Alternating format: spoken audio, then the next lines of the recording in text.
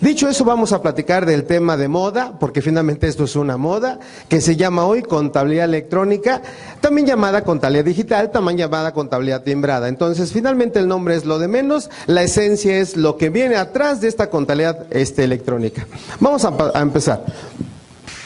Les voy a compartir una reflexión de un querido amigo que probablemente muchos lo conozcan, se llama Jesús Hernández, también escribe y también se dedica a dar capacitación, y dice: la digitalización es una poderosa herramienta que puede ser su mejor aliada o su peor enemiga. Y a partir de ahí vamos a hacer algunas reflexiones. ¿Por qué su mejor aliada? Porque si hacen todo en apego a las normas de información financiera, hacen todo en apego al Código Fiscal de la Federación, a su reglamento del Código Fiscal de la Federación, que son dos disposiciones nuevas, porque tenemos reforma hacendaria y tenemos un nuevo reglamento a partir del mes de abril de este año. ¿Me explicó? Y si hacen las cosas en apego a la ley del impuesto sobre la renta y agrego a la ley del seguro social, y ustedes se preguntarán, ¿por qué el seguro social? Porque obviamente esto se va a permear para efecto de seguro social. ¿Me explicó? Entonces ahí no van a tener ningún problema, porque todo, como dicen los muchachos, todo está planchadito y no hay ninguna situación de riesgo. Sin embargo, si no cumplen con alguno de esos supuestos o ordenamientos que acabo de mencionar, a partir de ahí vienen los problemas. Y subrayo y prueba de ello la capacitadora como negocio está muy atento, porque hoy por hoy, de verdad, un pilar de todo lo que vamos a ver se llama normas de información financiera. Luego entonces, es curioso o lamentable o interesante entender lo siguiente: la autoridad hoy, que es fiscalizadora 100%, me está diciendo algunas cosas que a mi juicio son obvias y que ya deberíamos de manejarlas. Me está diciendo, por ejemplo, que solamente voy a manejar 3 tipos de pólizas: pólizas de ingreso, pólizas de egreso y pólizas de diario, en donde me he sorprendido, no muy gratamente, que la gente confunde lo que es una póliza de diario con una póliza de ingresos. Y les pongo un ejemplo. Alguien me decía: oye, Toño, entonces, si un cliente me deposita, ¿esa es una póliza de ingresos? Y me quedo con la cara de what. Esa no es una póliza de ingresos, es un flujo de efectivo, está depositando el cliente,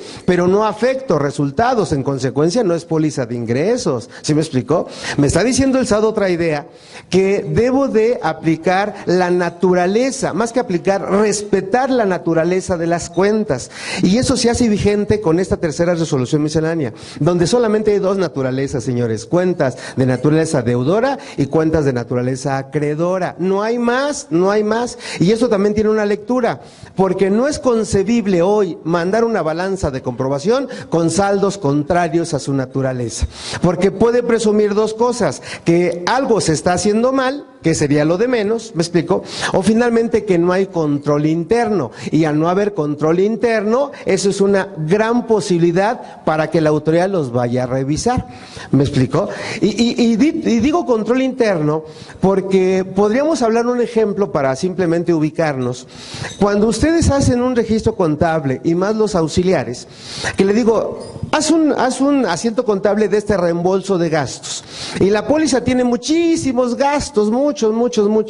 Entonces, ¿qué hace muchas veces el auxiliar? Carga, por ejemplo, papelería, o carga gasolina, o carga lo que quieras, y luego se cansa y demás, dice: pues todo me lo llevo a gastos varios, punto. Bueno, ese problema, ¿qué puede representar? Sencillamente que a ojos de la autoridad ese gasto sea no deducible, punto. O sea, no hay más, no hay mucho que pensarle. ¿Me explicó? Y eso también tiene una lectura, porque la autoridad simplemente va a decir: si el contribuyente, que es el interesado, no le interesa, valga la redundancia, no le interesa identificar el tipo de gastos, a mí como autoridad menos. Entonces no está cumpliendo un requisito básico que hoy viene en el artículo 27, fracción primera, que dice que todos los gastos tienen que ser estrictamente indispensables. Entonces, si no está identificado, lamentablemente no puede entenderse que es estrictamente indispensable, y en consecuencia no es deducible. ¿Sale?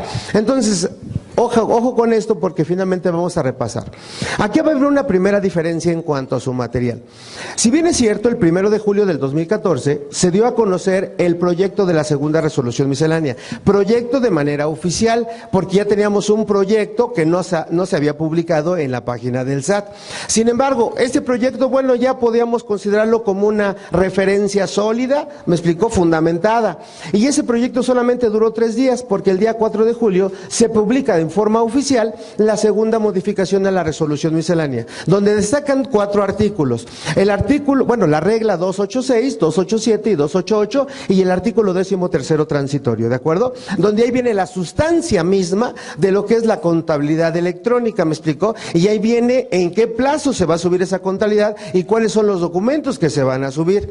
Bien, sin embargo, el día 11 de julio, que igual pasó una semana, y se publica el anexo 24, donde en este anexo 24 hay que recordar que vienen las características técnicas para convertir un archivo hoy de texto en un archivo digital, extensión XML, y debe de reunir todas esas características, y prácticamente el 99% de lo que ahí viene es obligatorio. ¿Me explicó? Luego entonces, si no cumplo con esos requisitos, no me va a aceptar la información la autoridad, y ¿qué puede pasar? Me la va a rechazar. Y solamente escuchen, tengo 3 días, y siempre que hable de días, entiéndase que son días hábiles. Tengo 3 días para corregirlo y volverlo a enviar. Si no cumplo esos 3 días, sorpresa, la información que ustedes mandaron se tiene por no presentada. ¿Me explicó? Sale. Entonces vayan jugando con los escenarios. Ahora bien, después se publica que eso es la adición, que fue ayer, exactamente. El día de ayer estuvimos a 6 de agosto del 2014, en donde se publica el proyecto. Todavía no es una publicación formal, pero finalmente va a pasar como esta segunda resolución miscelánea, quedó igualita. Entonces se publica el proyecto de la tercera resolución miscelánea, donde curiosamente vean, las 3 reglas que tenemos acá se modifican, las 3 reglas. Y ojo con esto, también hay una nueva regla, la 28.9, ¿me explicó? Entonces tienen que checar para entender todo esto, la segunda resolución miscelánea y la tercera resolución miscelánea, que yo creo que se publica en un par de días, quizás hoy o al rato o mañana, ¿me explicó? Pero finalmente esto ya también es algo real y debemos de jugar con las 2 disposiciones, ¿de acuerdo? En donde aquí una de las cosas que resaltan, aparte de que recorren las fechas, me están definiendo, por ejemplo, que es una balanza de comprobación, y vea qué dice. Una balanza de comprobación es aquel documento que se hace en apego a la norma contable vigente, y me pone 3 escenarios, de acuerdo a las normas de información financiera mexicanas. Y si no tienes normas de información financiera mexicanas, te vas a los principios de contabilidad de Estados Unidos, ¿me explicó? Y si no aplican los principios de Estados Unidos, te vas a las normas internacionales de información financiera. ¿De acuerdo? Entonces, cualquier balanza de comprobación tiene que ser en apego a las NIPS, y aquí podemos hablar toda la sesión de NIPS, porque muchos, y quiero ser propositivo, muchas de las personas que yo he visitado realmente no están aplicando NIPS. Y un par de ejemplos. El primer ejemplo que yo les digo es que al hablar de cuentas de resultados siguen utilizando un concepto que se llama gastos de operación. Los gastos de operación, de acuerdo a las NIP, no existen, se llaman gastos generales. Los gastos generales se clasifican en gastos de administración, gastos de venta y gastos de distribución, destacando que de acuerdo a las NIP no existe un concepto que se llamen gastos financieros. ¿Me explicó? Es curioso porque en el código agrupador que vamos a ver más adelantito, sí utiliza ese concepto de gastos financieros. Y hay una precisión también aquí en el proyecto de la tercera resolución miscelánea. Otro detalle. Hoy por hoy, las normas de información financiera mencionan que debemos de manejar 4 estados financieros, y la autoridad, escuchen, a partir de la revisión que me haga de mi contabilidad, me va a solicitar que yo le exhiba los 4 estados financieros, que realmente muchos trabajamos solamente en 2, el balance general y el mal llamado estado de resultados. ¿Y por qué digo mal llamado? Porque ya no se llama así, se llama estado de resultados integral, ¿me explicó? Y si hablamos del estado de resultado integral, también otra observación es que hay 2 cuentas que se llaman cuentas, impuestos a la utilidad. ¿Y cuáles son esos impuestos a la utilidad? Son 2, el ICR causado y el ICR diferido. Entonces debemos de utilizar o identificar las famosas diferencias hoy conocidas como temporales. Y pregúntense, ¿manejan diferidos? ¿Manejan deterioro de activos fijos de larga duración? Porque todo eso hoy el SAT se los va a pedir. Y algo para que se vayan empapando o se vayan despertando, depende en dónde estén, ¿verdad? para que se vayan despertando, lo que yo siempre les dije, vean, en los estados financieros, manejen en notas información contable o financiera, información fiscal, ¿de acuerdo? ¿Y qué les decía? Que pusieran en notas como información fiscal el saldo de pérdidas pendientes de actualizar, porque finalmente es un dato que le interesa al contribuyente, al cliente, al dueño. Pongan el saldo de la CUCA, porque también le puede interesar. Pongan el saldo de la COFIN, porque también es un dato curioso. Bueno, algunos hicieron casos, otros no. Hoy por hoy la autoridad dice que deben de habilitar en su balanza de comprobación un concepto que se llama cuentas de orden. Y en las cuentas de orden deben de poner el saldo de la CUCA y el saldo de la COFIN. Y esto yo lo veo con una lectura un poquito con una intención de que nosotros cometamos errores, porque esas dos cuentas, si aquí hay mayoría de contadores, debemos de recordar que la CUCA y la COFIN vienen como datos informativos en un documento que presentamos y se llama declaración anual. ¿Me explicó? Dice datos informativos obligatorios. Si ustedes recuerdan, ¿qué me pide? Promedio de créditos, promedio de deudas, coeficiente de utilidad, saldo de la CUCA, saldo de la COFIN, ¿no es cierto? Y luego dice CUFINRE y demás, que muchos ya no se acuerdan de eso, pero bueno, también lo pide, porcentaje de consolidación, etcétera, hasta el año pasado, desde luego. Bueno, ¿y por qué menciono que puede ser con toda intención? Por una situación muy sencilla. Imagínense que la autoridad ve esos dos saldos y con un importe a diciembre del 2013, y luego ve los mismos saldos, obviamente en enero, febrero de este año, ¿de acuerdo? Y no le coinciden, entonces, ¿qué va a decir? Algo se está haciendo mal, ¿me explicó? Y va a revisar al contribuyente. Entonces, un poquito una conclusión a priori es que todo esto se resume en una frase, y la frase es pagar más impuestos. De verdad, o sea, esa es la frase de todo lo que vamos a ver, ¿de acuerdo? Bien, si tienen alguna pregunta, por favor díganme o levanten la mano y con gusto, ¿sale? Bien, que no se asusten, apenas estamos iniciando, ¿eh? Tranquilos, no pasa nada, sale, seguimos entonces. Eso es lo que vamos a ver, ¿de acuerdo? Así nada más a nivel muy general. ¿Quiénes tenemos la obligación de llevar contabilidad de acuerdo al Código Fiscal, de acuerdo a la Ley de Impuesto a la Renta, de acuerdo al Código de Comercio? ¿Cuáles son los sistemas de contabilidad que se han utilizado en la historia? Que básicamente son 3, y hoy por hoy el que autoriza a la autoridad se llama contabilidad electrónica. Vamos a ver cuál es esa. Contabilidad electrónica no es lo mismo que documento digital, aun y cuando los dos coinciden en que tienen que ser en extensión o archivo con extensión XML, ¿de acuerdo? Bien, que aquí también hay un dato interesante. La autoridad, yo les mencioné hace un par de minutos, que menciona el anexo 24, los requisitos que se deben de cumplir para obviamente convertir formato en texto a formato digital. Y les decía, se tienen que reunir esos requisitos. Bueno, ¿quién va a hacer esa conversión? Hay dos situaciones. La primera, los proveedores de paquetería contable. No el PAC, que aclaro, el proveedor de paquetería contable. Un ejemplo, Aspel, por ejemplo. ¿Me explicó? Que hoy por hoy en el mercado ya se están vendiendo. Ahora, y número 2, alguien dice, oye, yo no necesito un proveedor de paquetería contable porque yo tengo un sistema de cómputo. Bueno, lo pueden hacer ustedes, pero cuidando los requisitos, insisto, del anexo 24. ¿De acuerdo? Sale. Bien.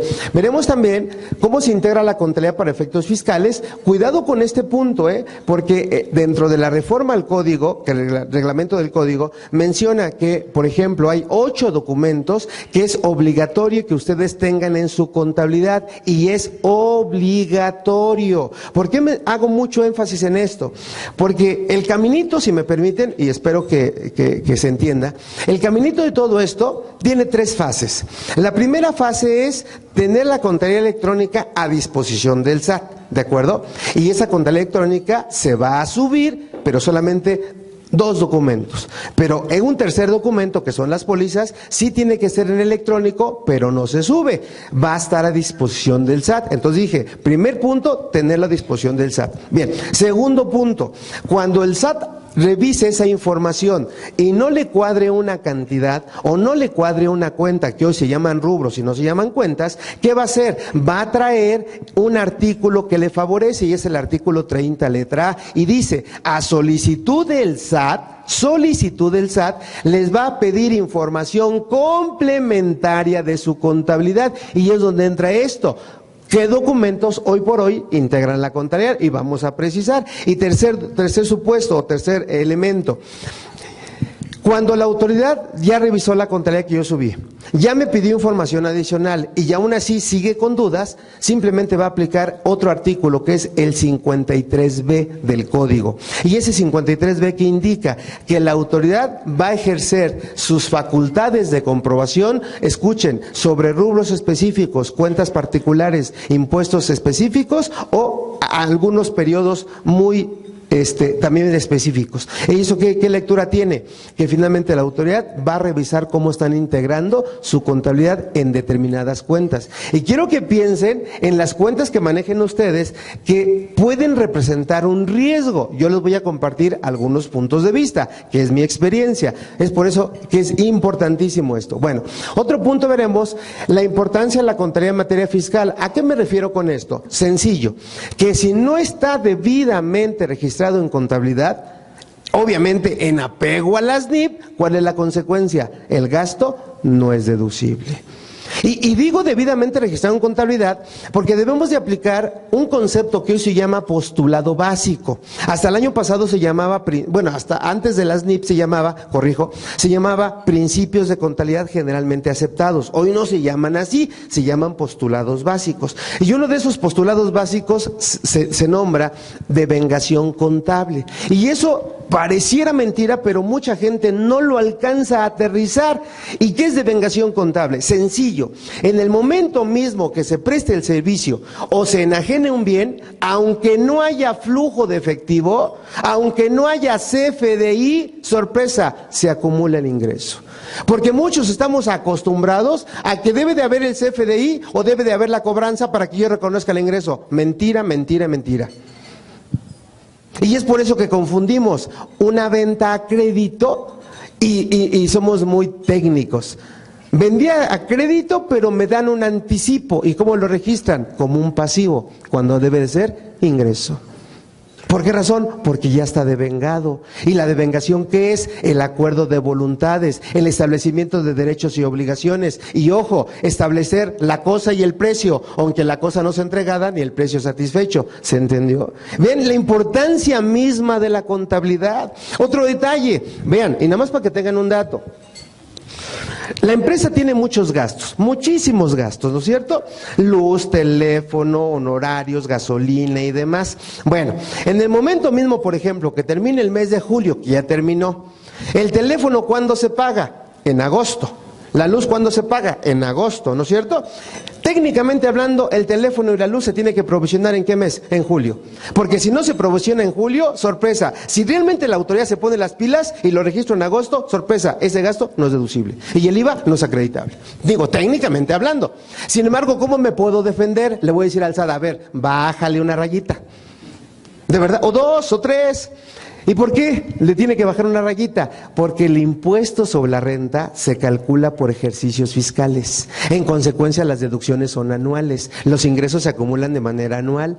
¿No es cierto? Es por eso que yo me puedo defender. Pero insisto, si la autoridad se pone las pilas, pudiera, dado el momento, llegar a desconocer esa deducción como deducible. ¿Por qué razón? Porque no está debidamente registrado en contabilidad. Por eso les decía, tenemos que regresar a la esencia misma de los asientos contables. ¿Sale? Bien, ahí ya tienen una primera duda. Adelante.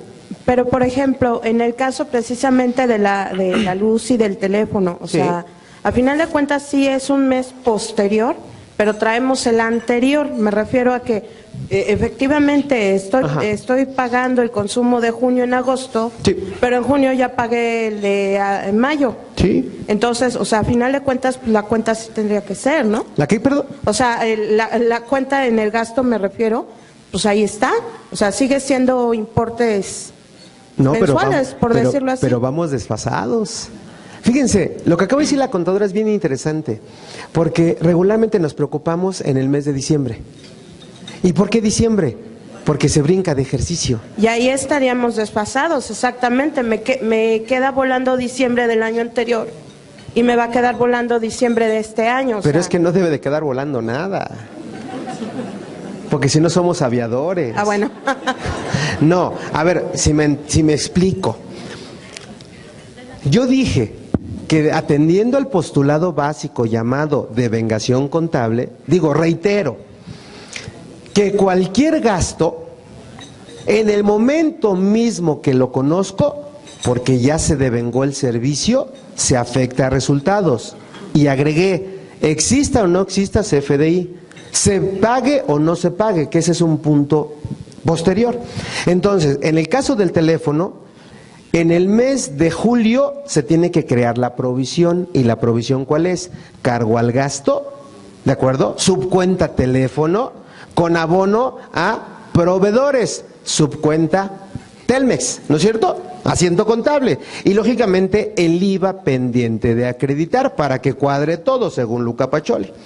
Porque si no lo tengo registrado en julio, ¿me explicó? Y si lo registro en agosto, yo les decía, si la autoridad se pusiera las pilas, ese gasto y el IVA no sería ni deducible ni acreditable. ¿Sí se entendió? Sin embargo, nos preocupamos por diciembre. ¿Y por qué por diciembre? Porque como todo tiene que estar referido al año de calendario que estoy utilizando, si por alguna razón diciembre no se provisiona, el gasto de diciembre no se provisiona en diciembre, ¿de acuerdo? Ese gasto, ¿cuándo es deducible? Nunca. Nunca. ¿Sí queda claro? Es por eso que yo fui muy técnico y creo que debemos ser todos técnicos. Ahora nada más para que tengan una pequeña inquietud. Ahorita te doy la voz. Cuando nosotros, por ejemplo, y es un ejemplo que me salió del alma, cuando nosotros vamos de viaje, generamos unos viáticos, ¿de acuerdo? Y es muy común porque muchos viaticamos, muchos viaticamos. Bueno, ahora, ¿qué asiento contable regularmente hacemos? Cargo al activo, ¿de acuerdo? La cuenta que quieran, gastos por comprobar, deudores diversos, pero finalmente es una cuenta de activo circulante, con abono a bancos, porque sale el dinero de bancos, vía transferencia, vía cheque, etcétera, etcétera. Bueno, debo decirles que en el momento mismo que saco el cheque, la persona a la que le doy el dinero, en ese momento ya está devengando gastos. En ese mismo momento, ¿por qué? Porque utiliza autopista en mi caso. Utiliza casetas en mi caso, se para a comer en mi caso, ¿me explicó? Usa el avión en mi caso, porque yo salgo de viáticos muy seguido. Entonces, el asiento contable, vean, no tendría que afectar el activo. ¿Qué tendría que afectar? Gastos. Y alguien me puede decir, oye, ¿cómo voy a conocer el gasto de José Antonio? Si acá tiene un minuto que se fue. Sorpresa, las normas de información financiera dicen que debo de aplicar un criterio que hoy se llama criterio profesional. ¿Por qué razón? Porque ese criterio va en función a su experiencia. Y su experiencia les tiene que decir, ¿a dónde va José Antonio? Al Distrito Federal. Hoy, por ejemplo, mi secretaria ya sabe cuánto gasto, de Puebla al DF. Mi secretaria. Que lo mismo tendría que hacer el contador. Entonces el asiento tendría que ser cargo al gasto, casetas, cargo al gasto, gasolinas, cargo al IVA acreditable, con abono a bancos. ¿Me explicó? Porque ya tiene la experiencia, criterio profesional. Y cuando vengan los comprobantes, finalmente, ¿qué va a hacer? Los va a comparar y si hay una diferencia, simplemente hace un ajuste. Luego, entonces, ese sería el asiento contable correcto. Ahí no es para que se los comparto. Pregunta. Oye, José Antonio, digamos, entonces, si tenemos para hacer la provisión de algún gasto, lo conocemos, lo podemos hacer. En dado caso que no tengamos el monto exacto, bueno, ya hacemos la corrección que acabas de mencionar. Se estima, claro. Okay. Sí. Pero ¿qué pasa si el proveedor del servicio me extiende la factura del mes de julio en agosto? Ajá. Que me facture, ya ves que todo ya es electrónico, sí. Y en automático, si él me factura ahorita, sí, sale con fecha de emisión de este mes. Sí, claro. Sí. Y el gasto es del mes pasado. Claro. O sea, ¿cuál es tu duda? Tú dime. Bueno, ahí ¿qué pasa? ¿Se registra en el mes o en el mes que me está dando la factura? Bueno, sale. Vamos a hacer un asiento contable. Vean. Por eso les decía, tenemos que regresar a las NIPS. Tú tienes que hacer al 31 de julio del 2014 un asiento contable más o menos como el siguiente. Cargas al gasto, por ejemplo, honorarios, persona moral o papelería o bolus o lo que sea. Cargas al IVA pendiente de acreditar, ¿de acuerdo? Ojo, pendiente de acreditar. Y abonas a bancos, ¿de acuerdo? Y ustedes se preguntarán, a ver, espérame, no entendí. ¿Por qué pendiente de acreditar? Vean, ¿por qué pendiente de acreditar? Si tengo la afectación del banco, es decir, hay flujo de efectivo, por una razón, escuchen lo que dijo el contador. El CFDI, ¿en qué mes se lo dieron? ¿En julio o en agosto? En agosto. Luego entonces, ¿el IVA cuándo se acredita? ¿En julio o en agosto? En agosto. Claro, porque se tienen que dar los dos momentos, que esté pagado y que exista el CFDI. Porque si nos vamos con la idea de que está pagado pero no hay CFDI, sorpresa, ese IVA no es acreditable.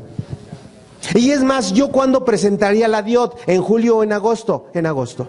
Aunque el flujo de efectivo sea en julio, ¿me explicó? Por eso una política de ustedes tiene que decir, para que no tengan esa contingencia, en el momento mismo que le paguen, sorpresa, dame el CFDI.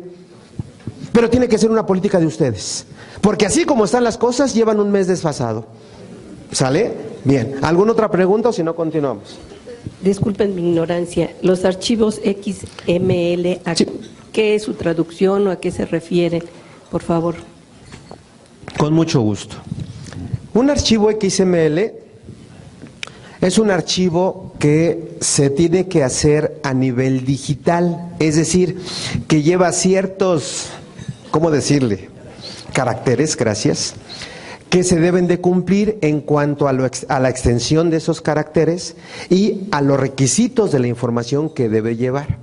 Y que finalmente, si tú lo quieres ver a simple vista, probablemente no le entiendas, porque esos caracteres están en ciertos algoritmos y demás, ya es una cuestión meramente técnica. Entonces, ustedes no se preocupen por eso. ¿Por qué razón? Porque todo eso lo va a hacer la máquina. En el momento que le den la instrucción, convierte mi archivo de texto en archivo digital, todo eso tienen que se hace de manera automática. Pero sí es cierto una cosa, deben de llevar todos los requisitos y elementos que vamos a ver. ¿Me explicó? Porque si falta uno de esos requisitos, sorpresa, aunque le convierta a XML, no te lo va a permitir la autoridad. Pero más o menos en ese orden de ideas. Muchas ¿Sale? gracias. Con mucho gusto. Bueno, seguimos para no retrasarnos. Vamos a ver también entonces cuánto tiempo se conserva la contabilidad, cuáles son los requisitos de la contabilidad, que aquí también algo bien importante, bien importante.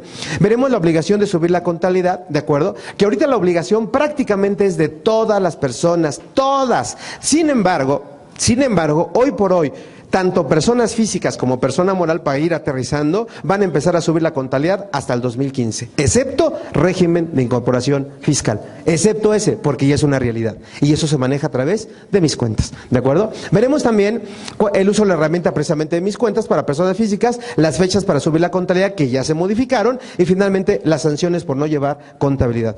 La contabilidad como concepto es uno, y no tiene por qué variar. Sin embargo, para efectos fiscales hay que entender lo siguiente: esta contabilidad se divide en contabilidad digital, que está integrada por tres elementos: el catálogo de cuentas, la balanza de comprobación y las pólizas. ¿Se entendió? Quiero que hagan una precisión. El catálogo de cuentas sí se va a subir, la balanza de comprobación sí se va a subir, y agrego, son 13 balanzas de comprobación. ¿Por qué 13? De enero a diciembre, y la del cierre fiscal por los ajustes correspondientes. ¿Queda claro? Y bueno, entonces todos estos documentos son a nivel digital, pero las pólizas tienen que estar a disposición solamente del SAT cuando así lo requiera, pero no se van a subir. Y otro detalle también, las pólizas, que es el asiento mismo contable, esto es un asiento contable, imagínense, y termino la frase, vean, cuando hagan un asiento contable, el sistema de contabilidad que ustedes van a utilizar deben de ponerle un concepto. ¿Qué concepto le pondré aquí? Por ejemplo, pago de honorarios a José Antonio González Castro, ojo, con número de folio, tal, y sorpresa, son 32 dígitos del folio. Debe llevar esos dígitos la póliza, y si no me adelanto. La tercera resolución miscelánea, que es el proyecto, dice que cuando tu sistema contable no permita capturar ese número de folio, tienen que llevar un auxiliar por aparte, pero en el momento mismo que diga la autoridad, dame el número de folio de esta factura de José Antonio, se lo tienes que exhibir. Y nada más piensen en un asiento contable de nómina, porque en un asiento contable de nómina es un solo asiento, ¿no es cierto? Cargo al gasto, cargo al subsidio para el empleo, abono impuesto regularmente retenido, abono seguro social y abono a banco. Pero ¿cuántos números folio puede tener? Conténsense, ¿cuántos trabajadores llevan? Vean, eso es gravísimo, porque si no lo tienen adecuado, insisto, lo van a trabajar a mano, a mano. Por eso es importante tener un excelente paquete de contabilidad o excelente sistema de cómputo que les permita eso. Hoy hay muchos paquetes de contabilidad que hacen, en el momento mismo de hacer el registro contable, reconoce o identifica el número de folio. Eso es lo que tienen que hacer. ¿Me explicó? Pregunta. Acerca del tema de los recibos de luz y teléfono.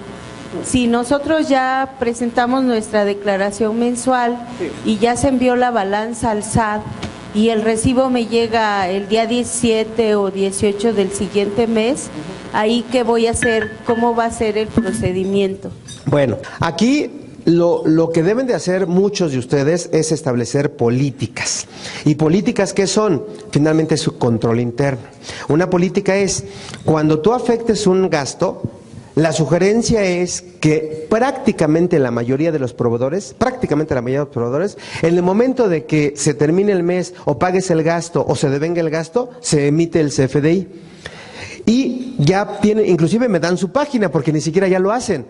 Me dan su página y yo mismo lo puedo generar. Entonces, ¿cuál sería la respuesta? Genera tú el CFDI para que no tengas problemas. Porque se puede hacer hoy con la herramienta de internet, pueden hacer maravillas. Ahora, si no tienen internet, ¿me explico?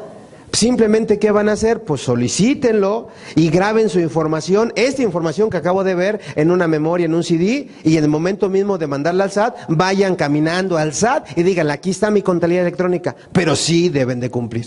¿Me explicó? Porque si no cumplen, ahí sí van a tener un gran problema. ¿Sale? Gracias. Otra pregunta.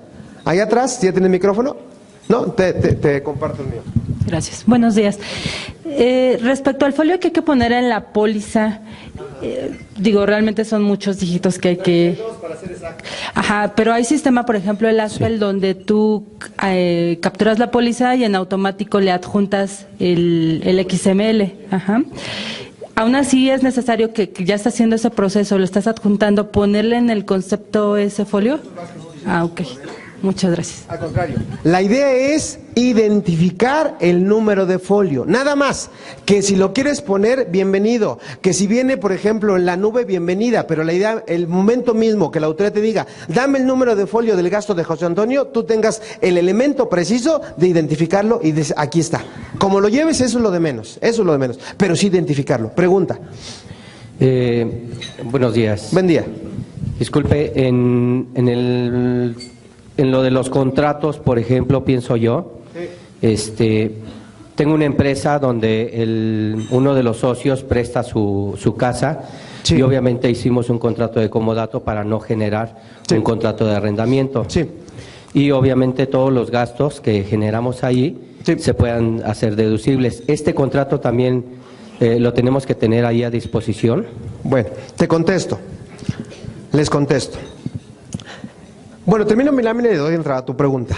También forma parte de la contabilidad es los papeles de trabajo, que viene inclusive y me pone un ejemplo en la regla 2.8.9, que es el proyecto de la tercera resolución miscelánea, y me dice, cuando tú quieras calcular la deducción de inversiones, tienes que tener un papel de trabajo que identifique, vean, eso resulta molesto, que pongas la fecha de adquisición, el concepto del bien que estás comprando, el porcentaje de deducción, ¿me explicó?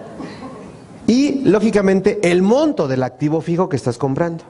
Eso me pide como requisito, por ejemplo, en papeles de trabajo, perdón, discúlpenme. Sin embargo, ¿por qué digo que es obvio y un poquito molesto? Porque eso lo hacemos todos nosotros, ya lo hacemos, pero la autoridad me está haciendo hincapié en cómo yo debo llevar un papel de trabajo. Pero bueno, papel de trabajo, observen, no es digital. Debo llevar mis declaraciones, que las declaraciones sí son digitales, ¿de acuerdo? Pero debo tener el acuse de recibo, que el acuse de recibo que también es digital y se puede imprimir en formato PDF, sale. Debo de tener los FDI, que merece el mismo comentario, y los contratos, que los contratos no son en digital, que sí pueden ser en los términos del artículo 49 del Código de Comercio, cuando el contrato se convierte en mensaje de dato y deja de ser archivo de texto y se convierte en archivo digital, ¿sí me explicó? Pero salvo esa excepción, los contratos son en papel, ¿me explicó? Bueno, los contratos de inicio es un requisito de la contabilidad. Requisito de la contabilidad que se los va a pedir la autoridad. Por lo tanto, primera respuesta, sí los tienes que tener, sí, los tienes que tener a disposición de la autoridad, sí, ¿me explicó? Ahora, segundo detalle. Esos contratos, dependiendo lo que tú estás haciendo, pueden provocar una operación entre partes relacionadas. Y ahí utilizo el concepto que tú mencionas. Hoy, por ejemplo, la autoridad no está aceptando un contrato de comodato entre partes relacionadas. ¿Por qué razón? Porque hay un beneficio. Y al ver un beneficio, sorpresa, hay un ingreso omitido.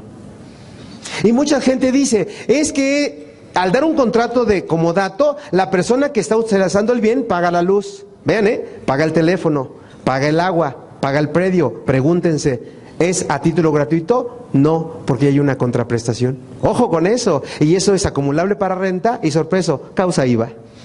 Pero, perdón, hablaba del socio. Vamos a suponer que fuera un tercero que efectivamente le presta la casa. Sí. En este caso, ¿sí funciona el contrato de comodato? En ningún caso, sea socio, sea la esposa, sea el esposo, sea el hijo, nada. O sea, finalmente el contrato como concepto no se sugiere que utilice, porque finalmente hay un ingreso omitido. ¿Y por qué hay un ingreso omitido? Porque hay un beneficio de la persona que lo está utilizando a título gratuito. Claro. Ese es el punto, el punto, ¿sale? Bien, gracias, yo les puedo contestar todas sus dudas, de verdad, todas sus dudas, pero no pierdan de vista que el negocio se acaba a las 2 de la tarde. José Antonio. Mande usted, me habla mi conciencia porque no veo quién me habla. Aquí estoy. No, pues levante la mano porque no sé. Ah, ya, sale.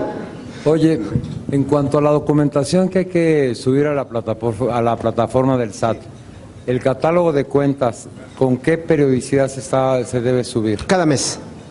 Aunque sea igual cada mes. ¿Mande?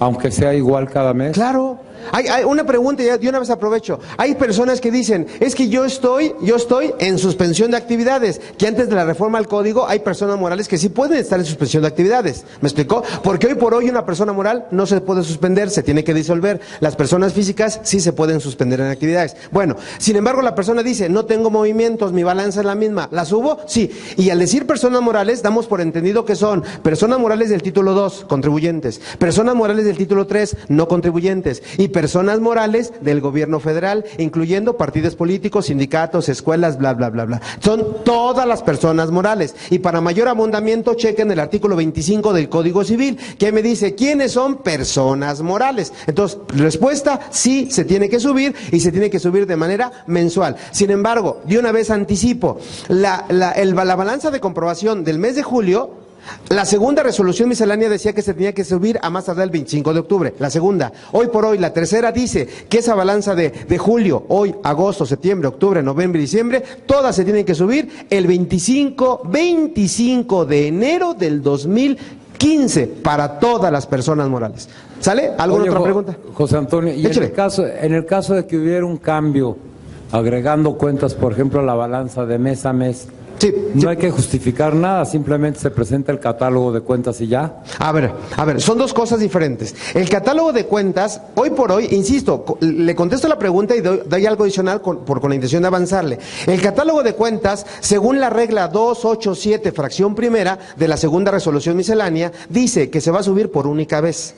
Y se va a subir cada que el catálogo se modifique. ¿Y en qué momento se modifica un catálogo de cuentas?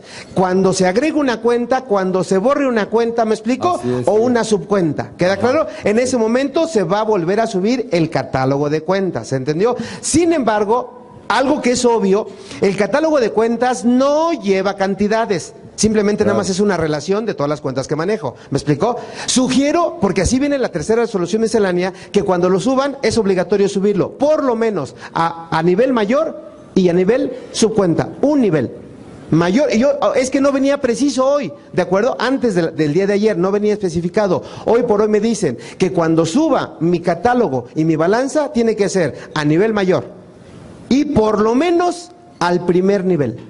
¿Queda claro? Porque muchos utilizamos hasta el cuarto nivel, segundo nivel, tercero ni cuarto nivel. Hoy por hoy, cuenta mayor y primer nivel. ¿Se entendió? Ahora, a ver, aguanta tantito, pues no abusen. Tú preguntaste, si ya mandé mi balanza. No, el catálogo. Bueno, ya entonces ya respondí, punto. Sale, ¿algo más?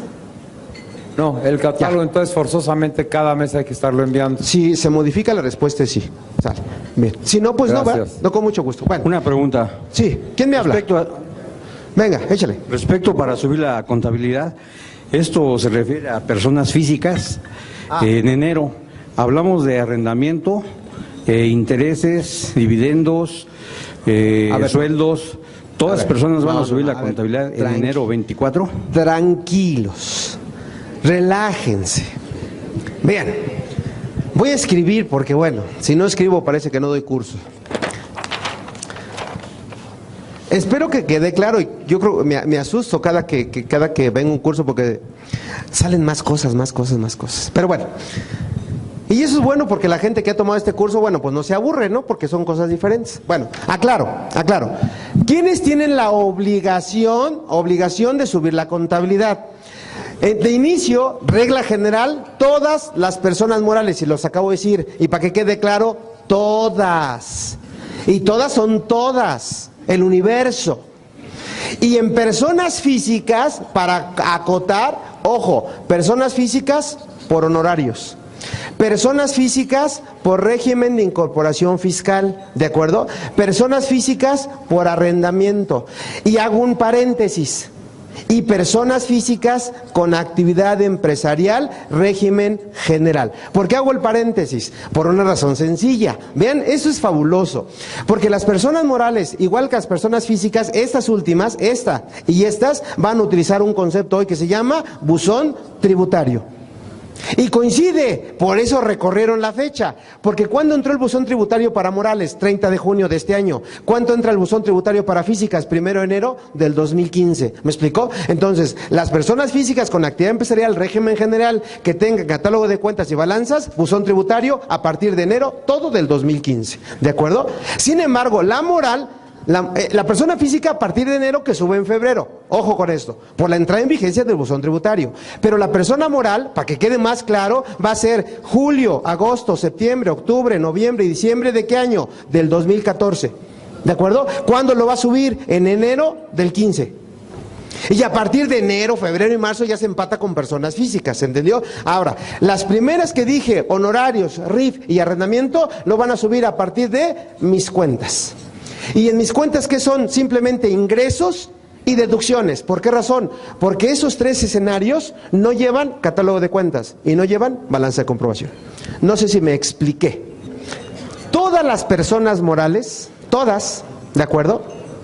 A partir de julio a diciembre, van a subir su contabilidad. En el mes de octubre suben catálogo de cuentas, nada más. Y en el mes de enero del 2015 suben balanza de comprobación de julio, agosto, septiembre, octubre, noviembre y diciembre del 14. ¿A qué fecha? ¿A qué fecha más tardar? 25 de enero. ¿Queda claro? O sea, ibas a decir algo. ¿Una por una? Ah, sí, claro, una por una, no van a mandar el paquete amigo, no, una por una. Mandan julio, genera acuse recibo, mandan agosto, generan acuse recibo, ¿sí se entendió? Bueno, están bien las preguntas. Ahora, adicionalmente dije que en personas físicas que también tienen la obligación, hacemos una división. En honorarios, RIF y arrendamiento, sí tienen la obligación de subir la contabilidad, ¿se entendió? Pero van a utilizar el esquema llamado hoy mis cuentas. Y en mis cuentas, ¿qué van a subir? Básicamente ingresos y deducciones, ¿queda claro? Pero este primer comentario que acabo de hacer va a ser para honorarios y arrendamiento a partir de julio. No van a subir nada de enero a junio. Sin embargo, si alguien ha manejado RIF, si alguien ha manejado mis cuentas, cuando se meten a la parte de mi contabilidad, les permite capturar, desde luego, ingresos y deducciones. Pero primer punto, no hay un periodo. No marca periodo. Entonces, ¿eso qué lectura tiene? La primera lectura es, o modifica la autoridad el esquema de mis cuentas para que yo, José Antonio González, por ingreso, por arrendamiento, suba por mes, lo acaba de preguntar, julio, agosto, septiembre y octubre, ¿de acuerdo? Que no creo que lo vaya a modificar, o simplemente todo se recorre hasta enero del 2015. Todo. ¿Me explicó? Donde ya realmente sería la obligación. Diferente sería para el RIF, porque el RIF Escuchen y escuchen bien, a partir de enero del 2014 sí tiene que subir su contabilidad. ¿Y por qué dije enero del 2014? Porque hay un artículo 112, fracción 8 de la Ley de Impuesto sobre la Renta que dice que debo de presentar una informativa para efecto de impuestos sobre la renta. Y esa informativa, escuchen, no es otra cosa que ingresos y deducciones. Y viene por texto de ley, y la ley entró en vigencia 1 de enero del 14. Y termine diciendo, las personas físicas con actividad empresarial, régimen general de ley, ¿de acuerdo? A partir de enero del 2014, del 2015, van a empezar a subir su contabilidad, que es catálogo de cuentas y balanza de comprobación. Y podríamos concluir, estas personas de aquí abajito no van a hacer nada en el 2014. No sé si fui un poquito más claro. José, venga. Oye, en el aspecto de honorarios, no sé si ya me quedé rezagado, ¿no hay contabilidad simplificada que se lleve hasta un monto de ingresos y que lleves un libro de ingresos y egresos nada más? Okay. No es contabilidad. Vean, dice el contador, los honorarios y el arrendamiento, ese arrendamiento, deben llevar un concepto llamado contabilidad simplificada. Yo los invito a que piensen o a que busquen en renta, en el código y en el reglamento del código. Sorpresa, no existe el concepto hoy de contabilidad simplificada. ¿Y eso qué lectura tiene? Que ya no debiera llevar técnicamente hablando el libro de ingresos y deducciones, ¿de acuerdo? Porque finalmente es un papel de trabajo.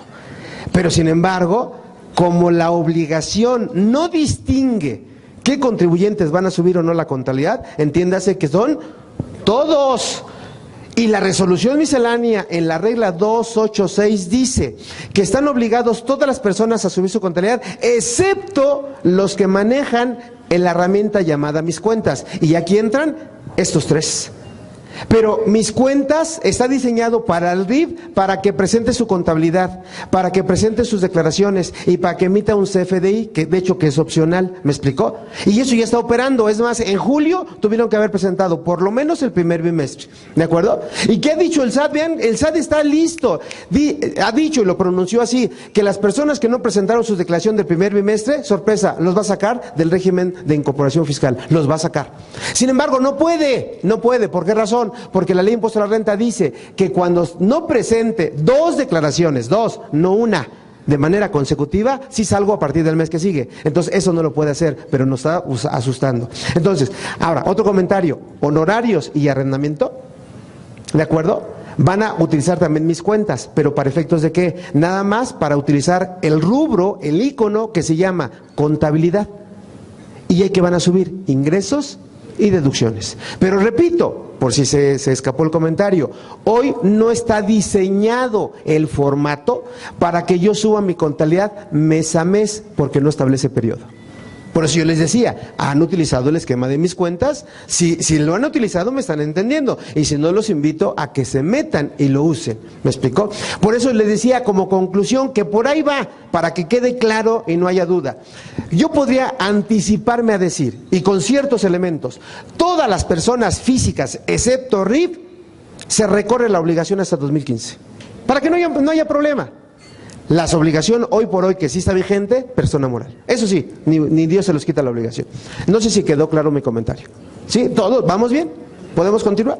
Sale. Entonces, terminando la lámina, que no venía, esta parte es importante porque esto viene, si le quieren poner, en el artículo 28 del Código Fiscal de la Federación. Concretamente, fracción tercera. ¿De acuerdo? Y lógicamente esto que yo lo llamo convencional, viene en el artículo 33 del reglamento del Código Fiscal de la Federación. Seguimos. Ok, bueno. ¿Qué disposiciones vamos a manejar en esta sesión? Así nada más para que tengan el antecedente.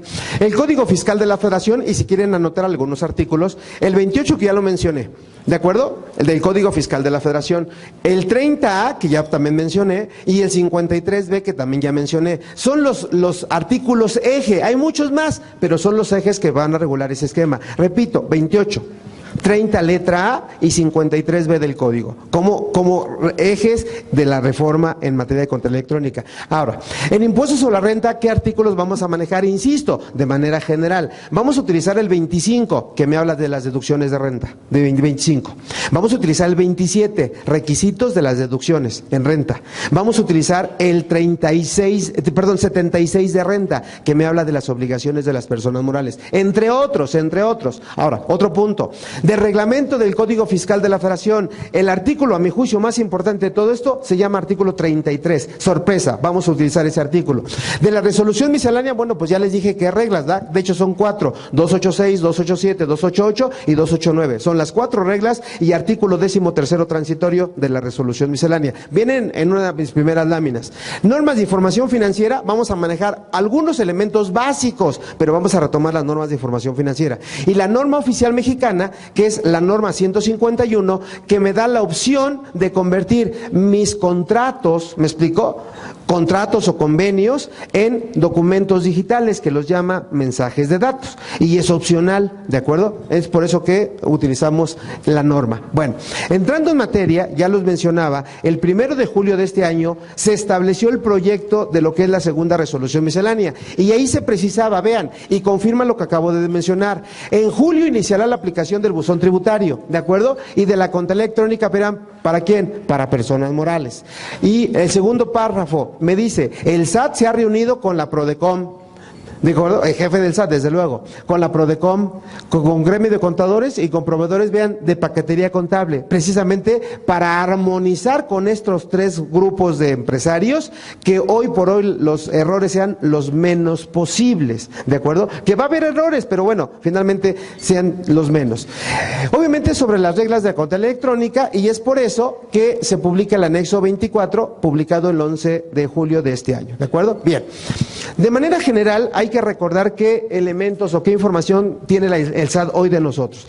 Tiene la declaración anual, tiene las informativas, algunas, porque otras ya desaparecieron, tiene los depósitos bancarios, porque el banco le da la información al SAT sin problema, tiene el CFDI, que básicamente destacan de ingresos, nómina y retenciones, tiene los pagos referenciados. Y con esto ya cierra un primer círculo que conoce algo bien importante de nosotros, y en porcentaje es mucha información, muchísima información. Bueno, para complementar esto, ¿qué es lo que viene? Vean, ya empezamos en materia.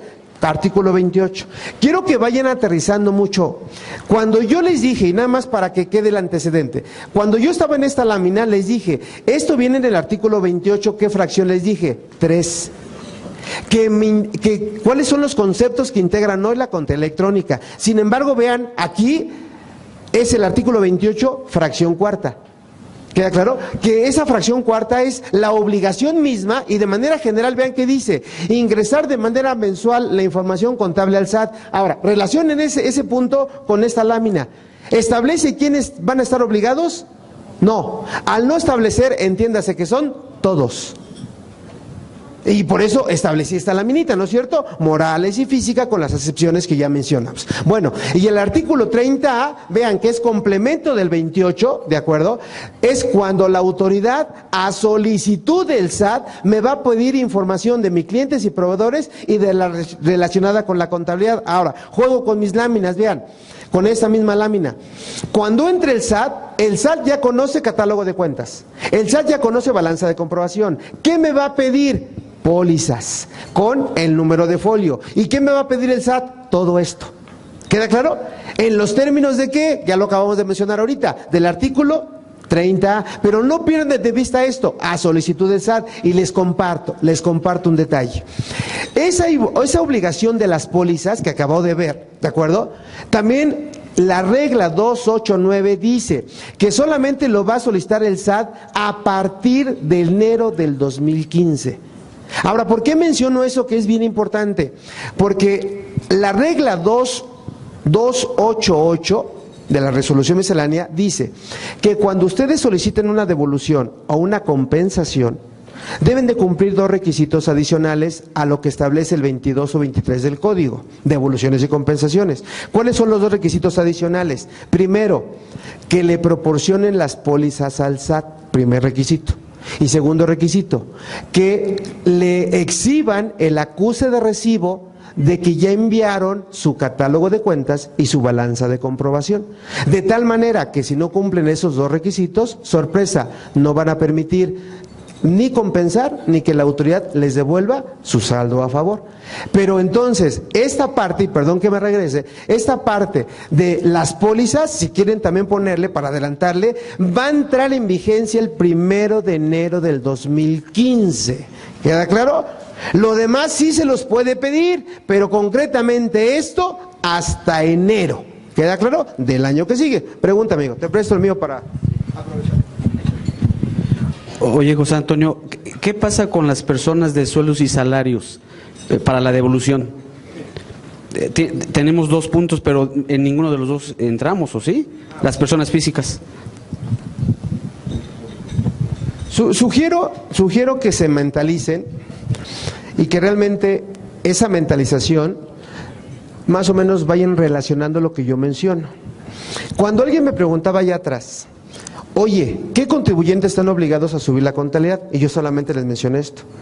Por exclusión, salarios no, asimilables no, intereses no, enajenación de bienes no, adquisición de bienes no, dividendos no. ¿Me explicó? ¿Eso qué quiere decir? Que si tú quieres una devolución como salarios por honorarios y demás, salarios o asimilables, no te va a pedir que compruebes que tiene las pólizas, porque en principio no llevas pólizas. Que compruebes que ya subiste la contabilidad, porque no estás obligado a subir contabilidad. ¿Me explicó? Entonces no te va a pedir eso. Simplemente, ¿qué te va a pedir la autoridad? Dame tu declaración donde tengas el saldo a favor, dame tus pagos provisionales, dame tus constancias y en su caso dame tus deducciones personales, no más, y ahí quedamos. Y en sueldos y salarios para este año, en la primera modificación de la resolución miscelánea dice que la autoridad, cuando presente mi declaración en el portal mismo del SAT, tuvo 5 días para devolver los saldos a favor, ¿no es cierto? En sueldos y salarios. Entonces, no aplica para esos conceptos. ¿Sale? Aprovechando otra duda o continuamos.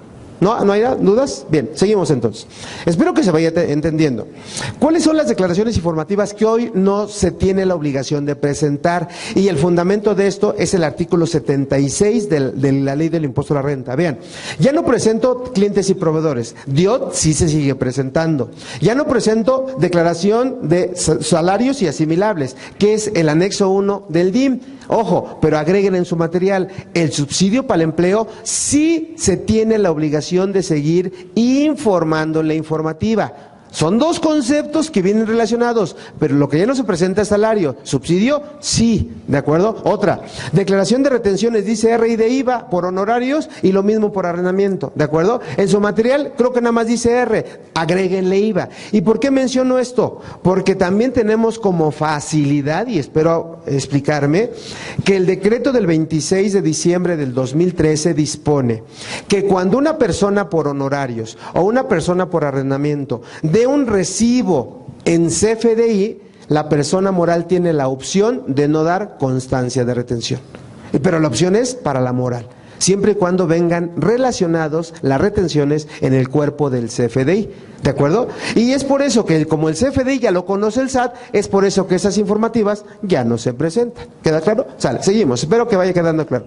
El caminito para subirla, ya los anticipaba, es, ustedes van a tener su contabilidad financiera, básicamente catálogo de cuentas y balanza de comprobación.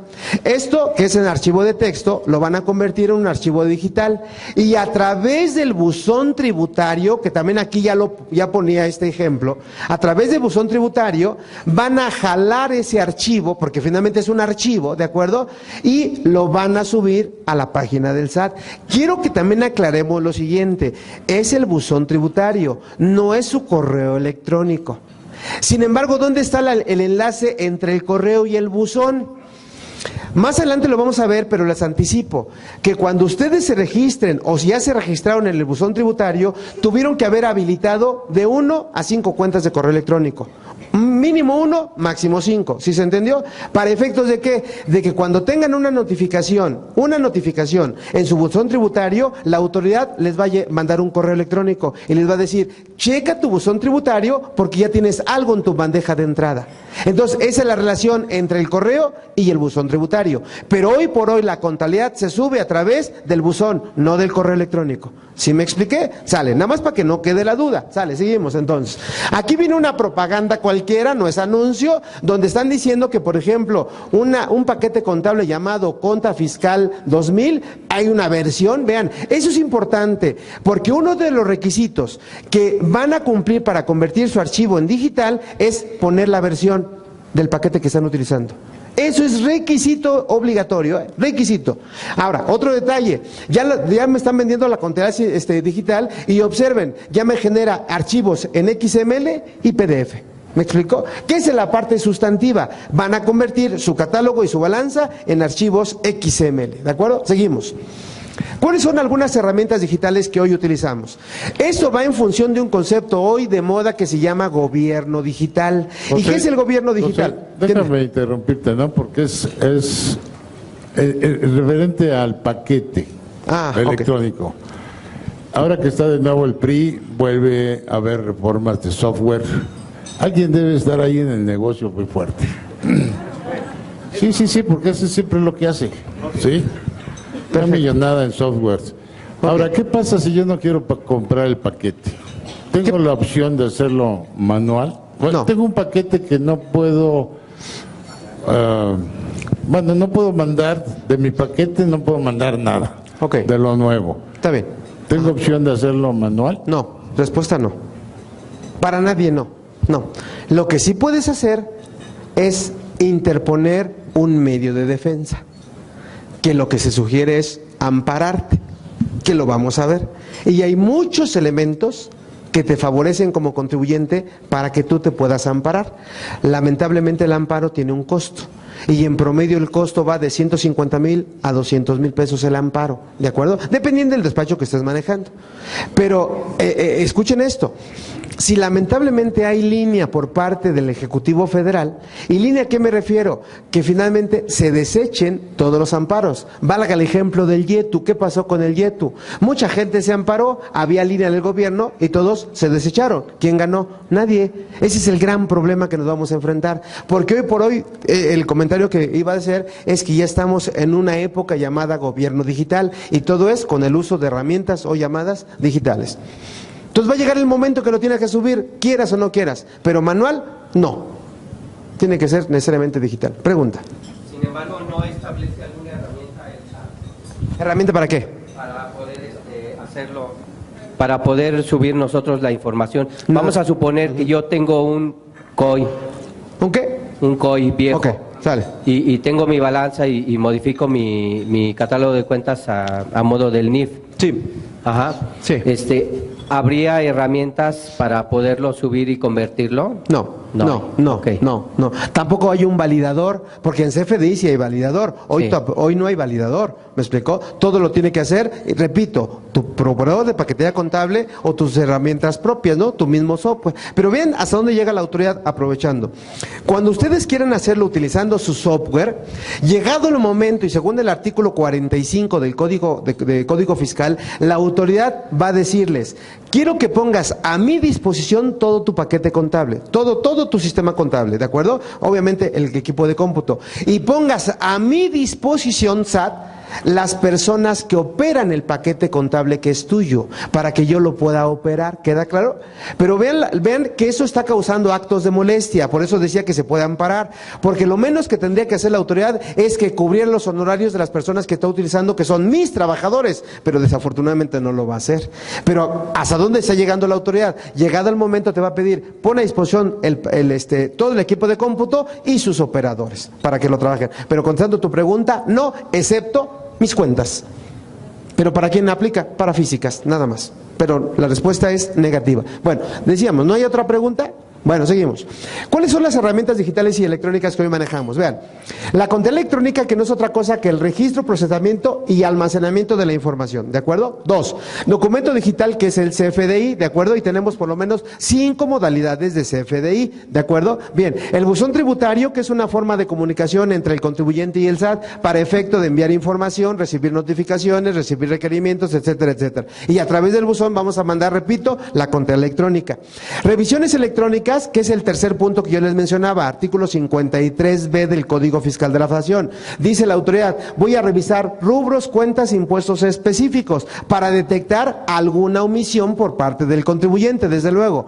Pagos referenciados, que esto no cambia, sigue igualito que lo venimos manejando para físicas y morales, ¿de acuerdo? Periodos mensuales, etcétera, etcétera. Y finalmente mis cuentas, que aplica para RIF y para personas físicas. Esto, de manera abreviada, es esto que trataba de explicarle aquí, ¿de acuerdo? Vamos a profundizar en eso. Bueno, haciendo un pequeño ahondamiento del 53B del Código, mencionamos cuáles son algunas ventajas para el SAT de una revisión electrónica. Vean, primera ventaja, dice, el tiempo máximo de revisión es de 3 meses, cuando antes se tardaba 1 año, o sea, va a ser muy ágil la revisión. 2, disminución del costos para el contribuyente. Y 3, obligación del SAT de informar al contribuyente el desarrollo y el avance de la auditoría. Le tiene que dar informes según vaya avanzando.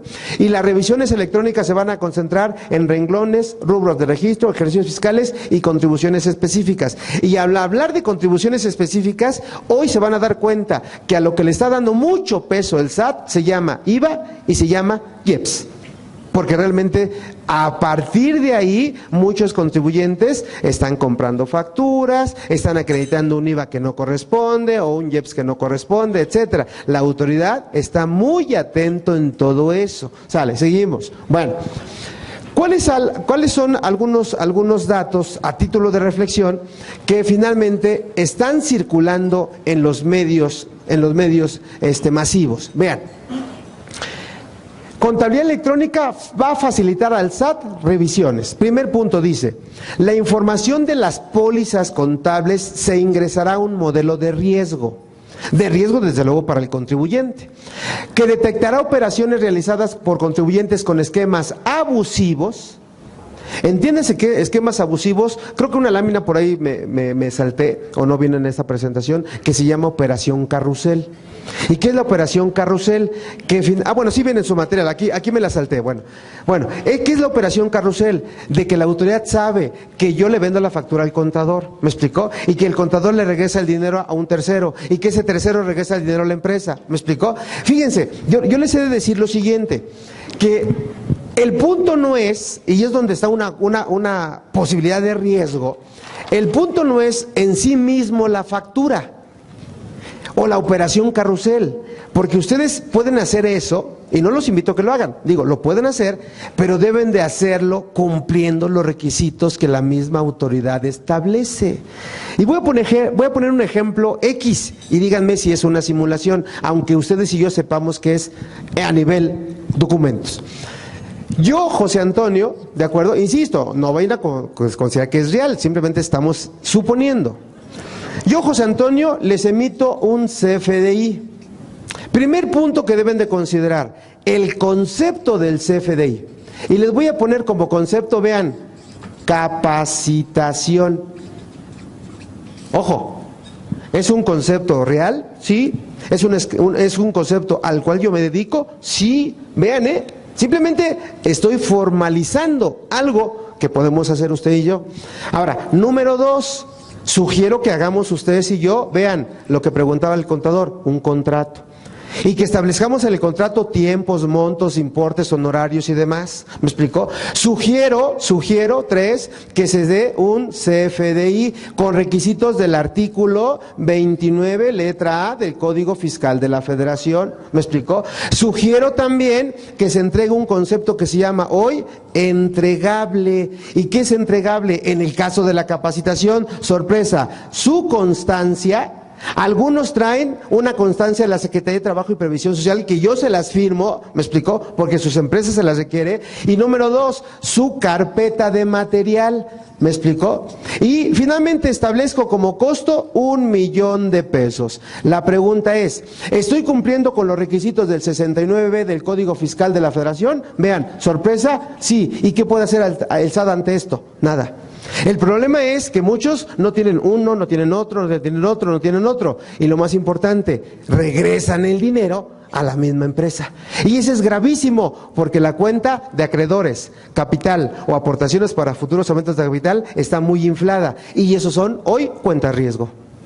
Porque la autoridad va a presumir una de dos, o son ingresos omisos de la misma empresa, o número dos, ¿de acuerdo? La misma empresa está considerando que es una simulación. ¿Por qué razón? Por lo mismo, porque están comprando facturas y regresa el mismo dinero.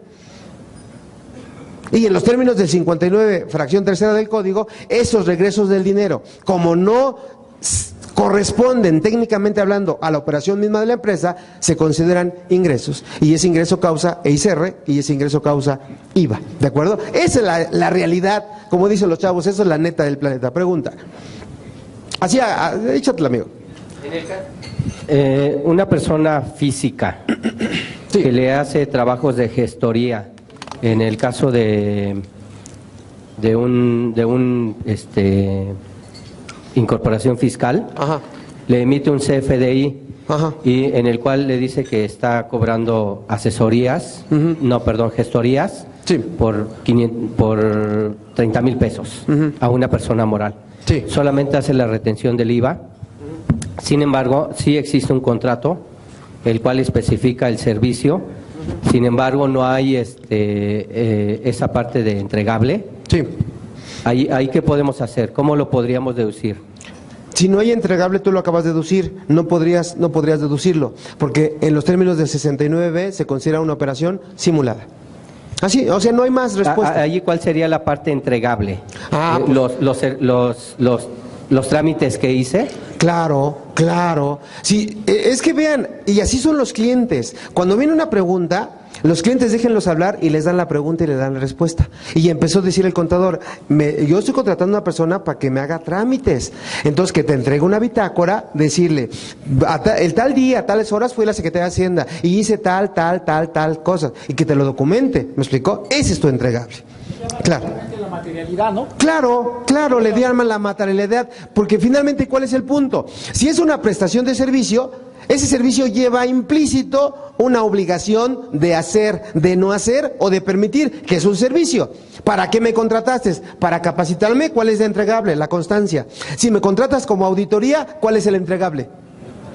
El dictamen, claro. Si me contratas para hacerte un estudio de precios de transferencia, ¿cuál es el entregable? El estudio. ¿Sí me explicó?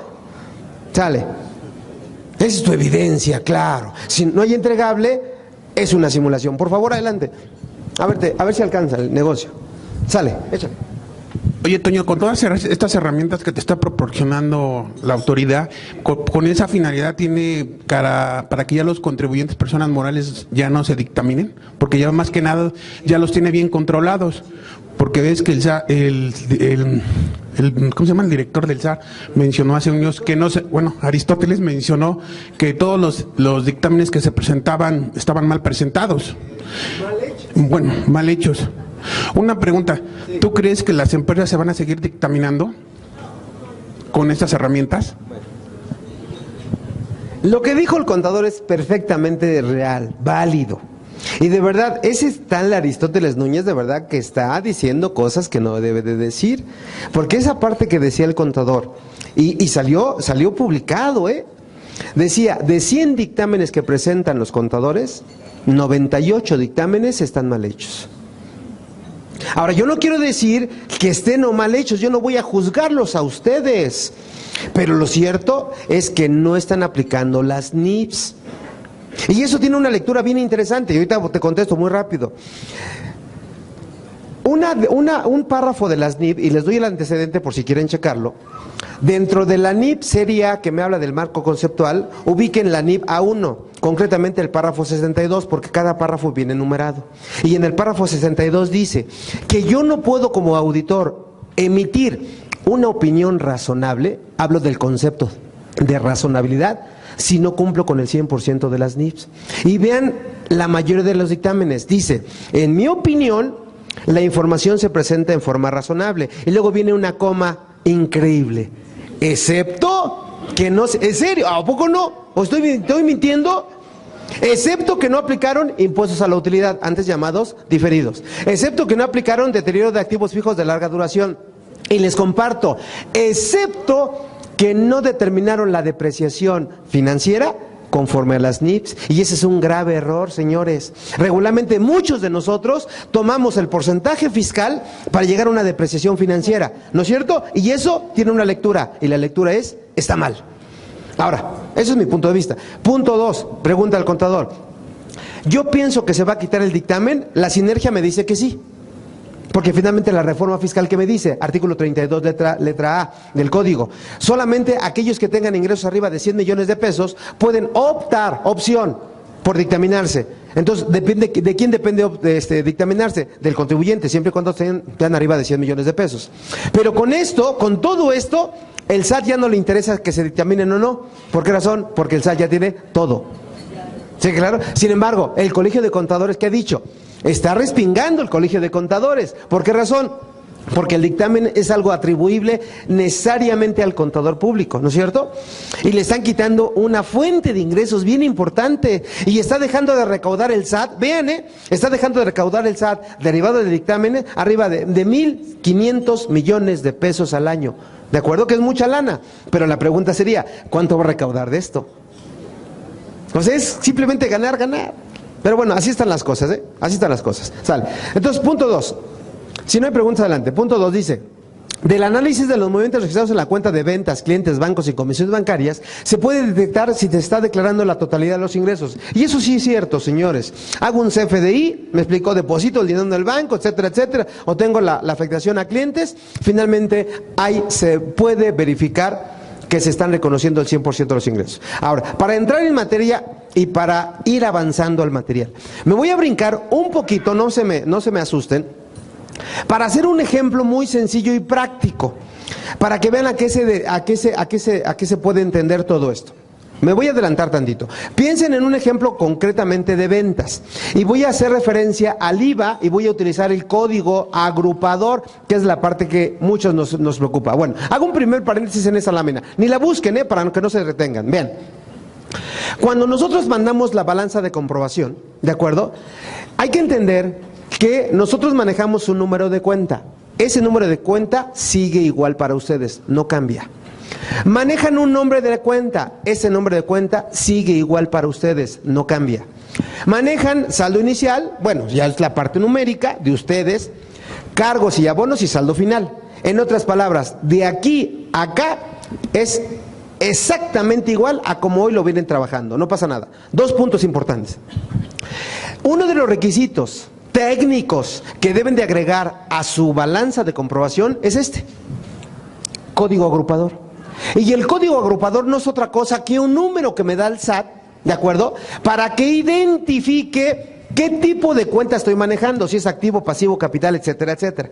Y cada cuenta que tengan acá tiene que llevar un código agrupador. Y se preguntarán ustedes, pueden decir, oye Toño, entonces todas las cuentas que yo utilice en mi empresa, vean lo que voy a decir, ¿tienen un código que me da a conocer el SAT? Respuesta no. No. Y el ejemplo clásico que he puesto es, busquen en el código sueldos y salarios, no existe. Busquen en el código agrupador honorarios, no existe. Busquen en el código cuotas patronales IMSS, no existe. Busquen Infonavit, no existe. Y así como esos, N cuentas no existe. Por lo tanto, otra conclusión. ¿Puedo utilizar el mismo código, escuchen bien, para varias cuentas? Respuesta sí, el mismo código. Por ejemplo, para todos los gastos de administración hay un solo código. Para todos los gastos de venta hay un solo código. ¿Sí queda claro?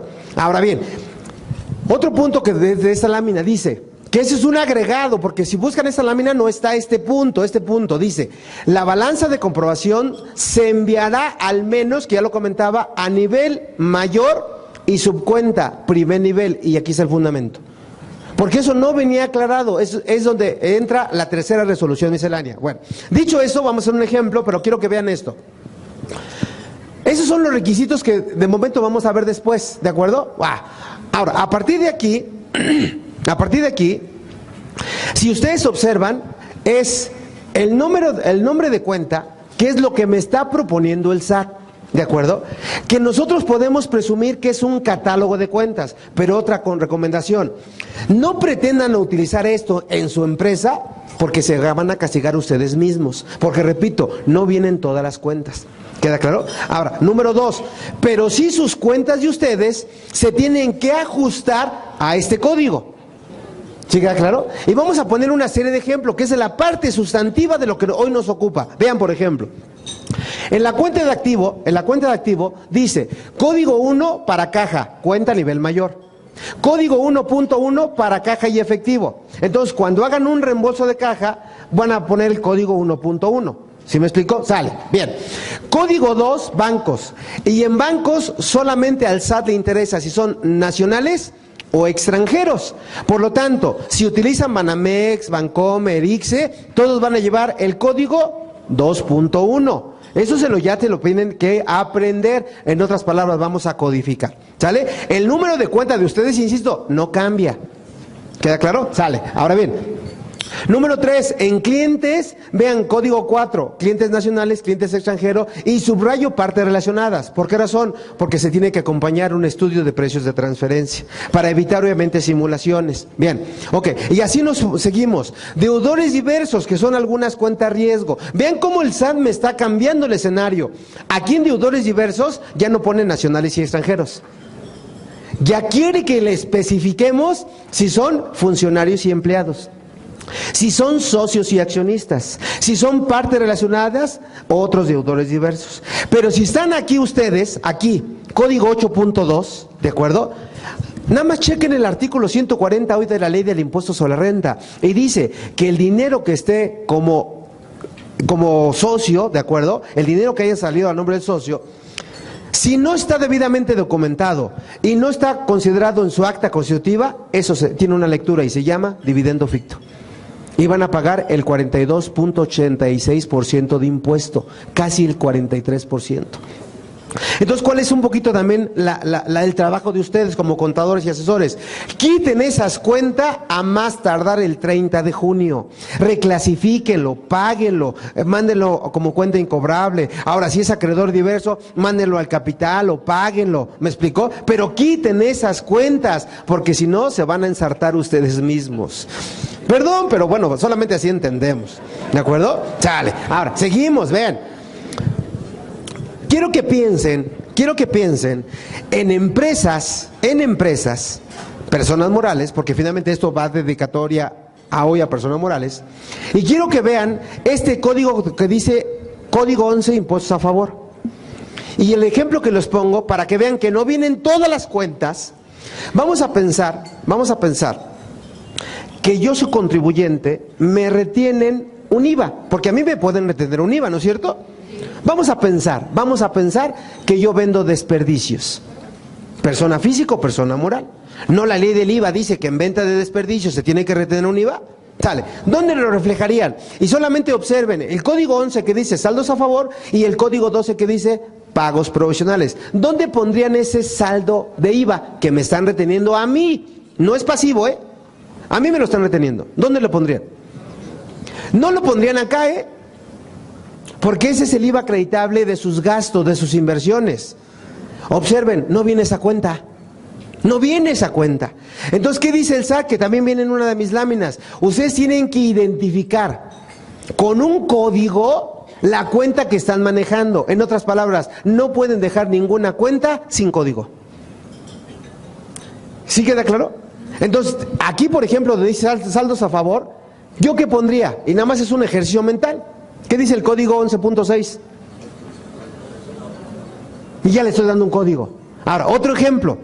Cuando ustedes tienen dinero en el banco les paga intereses, ¿no es cierto? Y les quita un impuesto a la renta. ¿Dónde pondrían el ISR que el banco me quita? Observen los códigos. Ahí no lo puedo poner como saldos a favor de impuestos, porque esa retención tiene un nombre, se llama pagos provisionales. Entonces tendría que estar acá. Sí me voy dando a entender. Ahora, bien, dicho eso, vamos a hacer un ejercicio y vamos a jugar con IVA. Vean, en IVA están subrayados de verde y ahorita le vamos a poner números. Y observen cuántas cuentas de IVA debemos de manejar. 4 cuentas de IVA. La primera se llama IVA trasladado, la segunda se llama IVA trasladado cobrado, la tercera se llama IVA trasladado no cobrado y la cuarta se llama IVA por pagar. Ahí están. Y vean, ya hasta me la sé de memoria, vean. 41.1 IVA trasladado, 42.1 IVA trasladado cobrado, 43.1 IVA trasladado no cobrado, 44.1 IVA por pagar. ¿De acuerdo?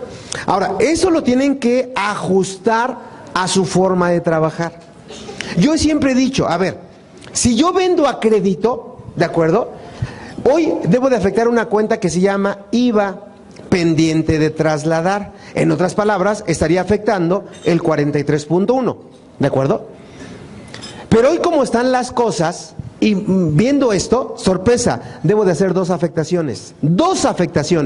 Primero pasar por 41.1. Entonces imagínense el asiento, cargo a clientes, abono a ventas y abono a IVA trasladado, con código 41.1. Después que ya está en eso, hago una reclasificación y lo voy a poner, si está cobrado, en 42.1 y cancelo clientes, abono a bancos, desde luego, ¿da? Digo, cancelo clientes y cargo a bancos. Pero si no está cobrado, me voy al 43.1 y ya es IVA trasladado, no cobrado. Pero siempre debe de estar aquí, siempre. Según la mecánica, siendo ortodoxos. Pero si ustedes dicen, a ver, a mí se me va a complicar, entonces, ¿cuál sería una política contable para utilizar esos? No se preocupen. Si está cobrado, utilicen el 42.1. Y si no está cobrado, utilicen el 43.1. ¿Se entendió? Y ya se volaron En otras palabras, nunca lo van a utilizar. Nunca lo van a utilizar. Siendo ortodoxos, ¿sale? Bien, ahora bien, ya que está como IVA trasladado cobrado en el 42.1, antes de mandarlo al IVA por pagar, y eso sí lo deben tener muy presente, deben de aplicar un concepto que hoy se llama acreditamiento. Artículo 4 de la ley del IVA. ¿Y qué es el acreditamiento? Restar el IVA acreditable al IVA trasladado, ¿no es cierto? Y si el IVA acreditable es menor, me queda un saldo en el IVA trasladado cobrado. Y ya ese saldo, ahora sí, lo cancelan del código 43.1 y ¿dónde lo van a mandar? Al código 44.1. Pero en conclusión, todas sus cuentas tienen que llevar un código, ¿sí? Ahora, otro ejemplo, vean. En ventas, no todos tenemos ventas, unos prestamos servicios, ¿no es cierto? Busquen si hay servicios prestados, no hay en el código. Entonces, ¿qué tienen que hacer? Pónganse como despachos. Si venden un servicio, van a utilizar, vean, el código 57.1, aunque aquí diga ventas, lo van a utilizar porque son ingresos grabados a la tasa general si son cobrados. Código 57.1. O código 57.2, ingresos grabados a la tasa general si son a crédito. ¿Queda claro? Porque el concepto de ingresos por servicios no viene. Tienen que adecuar sus cuentas contables al código. Ahora, otro ejemplo, vean. En materia de gastos, lo que ya les decía al inicio, ¿cómo clasifica la autoridad? Gastos generales, porque así se llama. Pero dentro de los gastos generales no vienen todos, solamente vienen algunos. Entonces aquí viene otra política. Si yo hago un gasto general y viene relacionado, lo van a poner con el código ahí. Por ejemplo, ¿cuál? Dice, combustible y lubricante, que aquí pasamos muchos, 65.2. Correos, 65.3. Internet, 65.4. Viáticos y gastos de viaje, 65. Y así me voy. Pero ahí busquen honorarios, busquen salarios, busquen Infonavit, no viene. Entonces, al no venir, vean, me tengo que ir al código 66.1 si son gastos de venta. Me tengo que ir al 67.1 si son gastos de administración. Y aquí meto todo con ese código, todas las cuentas que no vengan, pero sí identificar o si son de venta o si son de administración. ¿Queda claro? Porque así debe de ser. Y otro detalle, la PTU está reflejada hoy como gasto. Que no es deducible, es otra historia, pero la PTU es un gasto y debe de estar con el código 70.1. Si me pide gastos eje, por ejemplo, vean, me pide los no deducibles, 71.1, porque esos obviamente al no ser deducibles causan un impuesto, ¿de acuerdo? Etcétera. Y lo que les decía también en un comentario, vean que dice aquí, cuentas de orden, ¿y qué viene? CUCA y CUFIN. Y eso no ha cambiado. Y eso viene precisamente en la resolución miscelánea. Pregunta, por favor. Los gastos yo los tengo clasificados, los no deducibles como tales que marca la ley y como gastos sin requisitos fiscales. En su opinión, ¿dónde tendríamos que agrupar este tipo de gastos? A ver, comentario, mira. Por eso yo les decía que deben de cuidar dos artículos. La ley del impuesto a la renta me habla de dos artículos muy precisos. El 28, para ser exactos, el 27 y el 28. Vean. El 27, si más o menos lo imaginan, renta, me habla de los requisitos de las deducciones. Requisitos de las deducciones, ¿de acuerdo? ¿Cuál podría ser un requisito? Que sea estrictamente indispensable, que si son pagos mayores a 2,000 pesos se paguen con cheque nominativo del contribuyente, que se tenga el CFDI, que el IVA venga desglosado en forma expresa y por separado, etcétera, etcétera. Entonces aquí me habla de los requisitos de las deducciones. ¿Y el 28 de qué me habla? De los gastos no deducibles. Ahora, ¿por qué menciono esto? Ejemplo.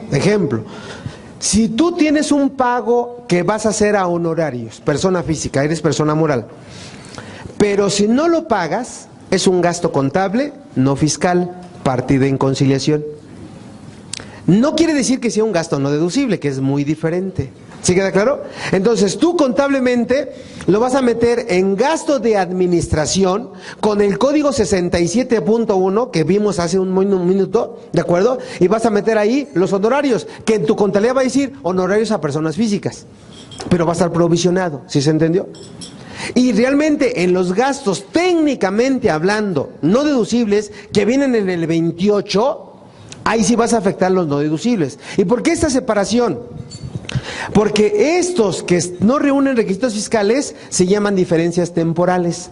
No son deducibles hoy para efectos fiscales, pero mañana son deducibles. ¿Queda claro? Entonces eso no lo vas a meter como un gasto literalmente no deducible. No, mételo como un gasto normalito, pero en la conciliación contable fiscal lo sacas, porque no lo vas a deducir. ¿Me explicó? Ahora, ¿qué vas a meter realmente como no deducibles? Por ejemplo, ¿cuál? El 80, ¿cuánto es de la comida? El 92.5, ¿no? ¿Cuánto es de la comida no deducible? No, eso es lo deducible. El 8.5 es lo deducible, no me confundan. Ah, bueno, eso. El 91.5 la comida, ahí sí lo puedes meter como no deducible, porque técnicamente hablando, ese sí es un gasto no deducible. Sale. Pregunta, Iván. Gracias. Con mucho gusto. ¿Otra pregunta? Sale, por favor. Si tienes el micrófono una vez. ¿Cuál sería su opinión al respecto sobre aquellas empresas que se basan en un presupuesto y que mensualmente van registrando lo que tienen asignado cada mes para este tipo de claves que se van a asignar? ¿Ahí terminó la pregunta? Sí. Ok, bueno, yo preguntaría, antes de dar una respuesta, yo preguntaría, ¿a qué se dedica la empresa? No es lo mismo decir comercializadora, no es lo mismo decir prestador de servicio y no es lo mismo decir una empresa que fabrica. ¿Me explicó? Entonces yo te preguntaría, ¿a qué se dedica tu empresa? Servicios. Ah, bueno, servicios. En un servicio, ojo, tú no puedes estimar un servicio. No puedes estimar un servicio. Si está devengado, se registra, aunque no esté pagado. Que no es lo mismo estimar, porque estimar, como el nombre lo dice, me van a prestar un servicio y de ese servicio yo estimo cuánto es el gasto. ¿Me explicó? Hoy no, para que realmente sea un gasto, el servicio tiene que estar prestado. No está prestado, no se estima. Se provisiona, que no es lo mismo. No sé si me expliqué. Sin importar que sea una título 3, que es una confederación. Sin importar, porque uno de los requisitos de las NIP dice que las normas de información financiera que entraron en vigencia el 1 de enero del 2006, ¿por qué creen que se llaman normas? Porque van a normar, van a regular los requisitos para la materia contable de todas las empresas. Entonces, la norma precisamente establece postulados básicos y ya mencionaba hace rato, un postulado básico llamado devengación contable. Hay un gasto, se registra. Pero ya el gasto devengado, hay una compra, se registra. No hay ni uno ni otro, sorpresa, no se registra. Diferente sería un compromiso. Los compromisos, según la NIP C9, escuchen bien, se revelan, pero no se registran. que es diferente. Y la revelación, ¿dónde se hace? En las notas a los estados financieros. No sé si me doy a entender la persona que me preguntó. Ok, ¿Sí? gracias. Vale. Con mucho gusto, de verdad. Adelante, tenían otra duda por acá. Adelante. Hola. Retomando el catálogo, sí, en el tema de empresas de seguros y fianzas, que se maneja un catálogo específico, sí, ¿cómo va a funcionar? Bueno, insisto, en Seguro Social, que ahí no viene ninguna prestación acá, no viene ni fondo de ahorro, no viene ni empresas de seguros y vale fianzas. despensa, nada. ¿Mande? Empresas de seguros y fianzas. Ah, ok. Bueno. Tiene un catálogo específico que marca la comisión. Ah, bueno, esa es una pregunta interesante. La regla 2.8.6 dice que cuando son empresas que regula la Comisión Nacional de Bancaria de Valores o que regula el Instituto Mexicano de Seguros y Fianzas o que regula la CONSAR, ojo, tienen que sujetarse a las disposiciones de la Comisión Nacional de Bancaria de Valores y, sorpresa, no utilizan el código agrupador. Excepción a la regla. No sé si me expliqué. ¿Sale? Ahí viene la respuesta. Bien, ¿a otra pregunta? ¿No? Vamos bien. Retomamos entonces el material. Del punto 3 decía, al comparar el valor de las ventas contra el costo, se puede detectar si se está vendiendo por abajo del costo. Que esto ninguna empresa lo tiene que hacer, ¿eh? Ninguna, porque se estaría simulando. Ahora, el costo como tal puede representar una situación de riesgo. Y les voy a compartir dos láminas. Me adelanto tantito. Vean. Primero esta, analicen. Estoy comparando 2013 con 2012 y no es 2013 con 2014 y no es porque yo lo quiera hacer, porque los estados financieros tienen que ser comparativos. Es un requisito cualitativo de los estados financieros y vienen las normas de información financiera. Ahora, ¿por qué lo menciono? Estamos comparando cuánto tuve de ventas, 1.250.000 2013, 1.560.000 2014. Observen que en materia de ingresos estoy teniendo más ingresos, pero observen el porcentaje del costo. 72% en 2013, casi 90% 2014.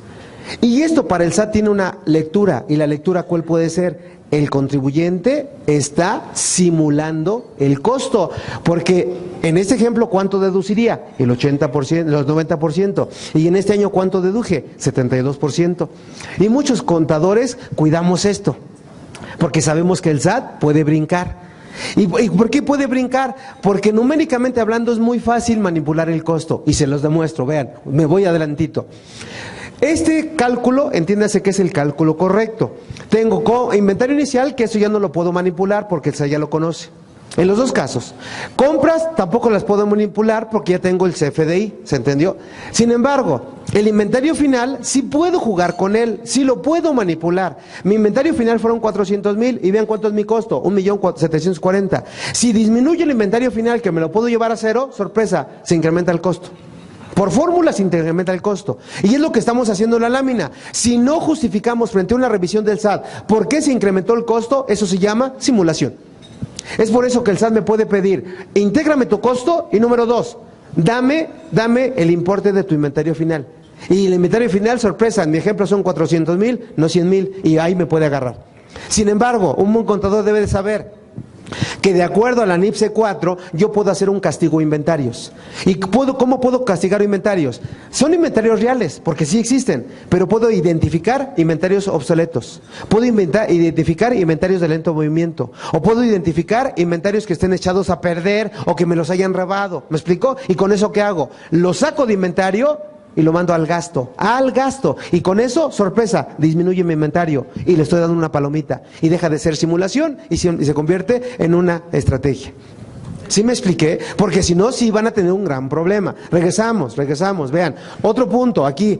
Al comparar el monto de los salarios con los honorarios pagados, se puede detectar si se está pagando la retención y coinciden las cifras de manera razonable. Y a partir de aquí, de verdad, puede haber algunas dudas. No pierdan de vista que un pasivo, porque finalmente en salarios, en honorarios, en arrendamiento, en asimilables a salarios, hay una retención.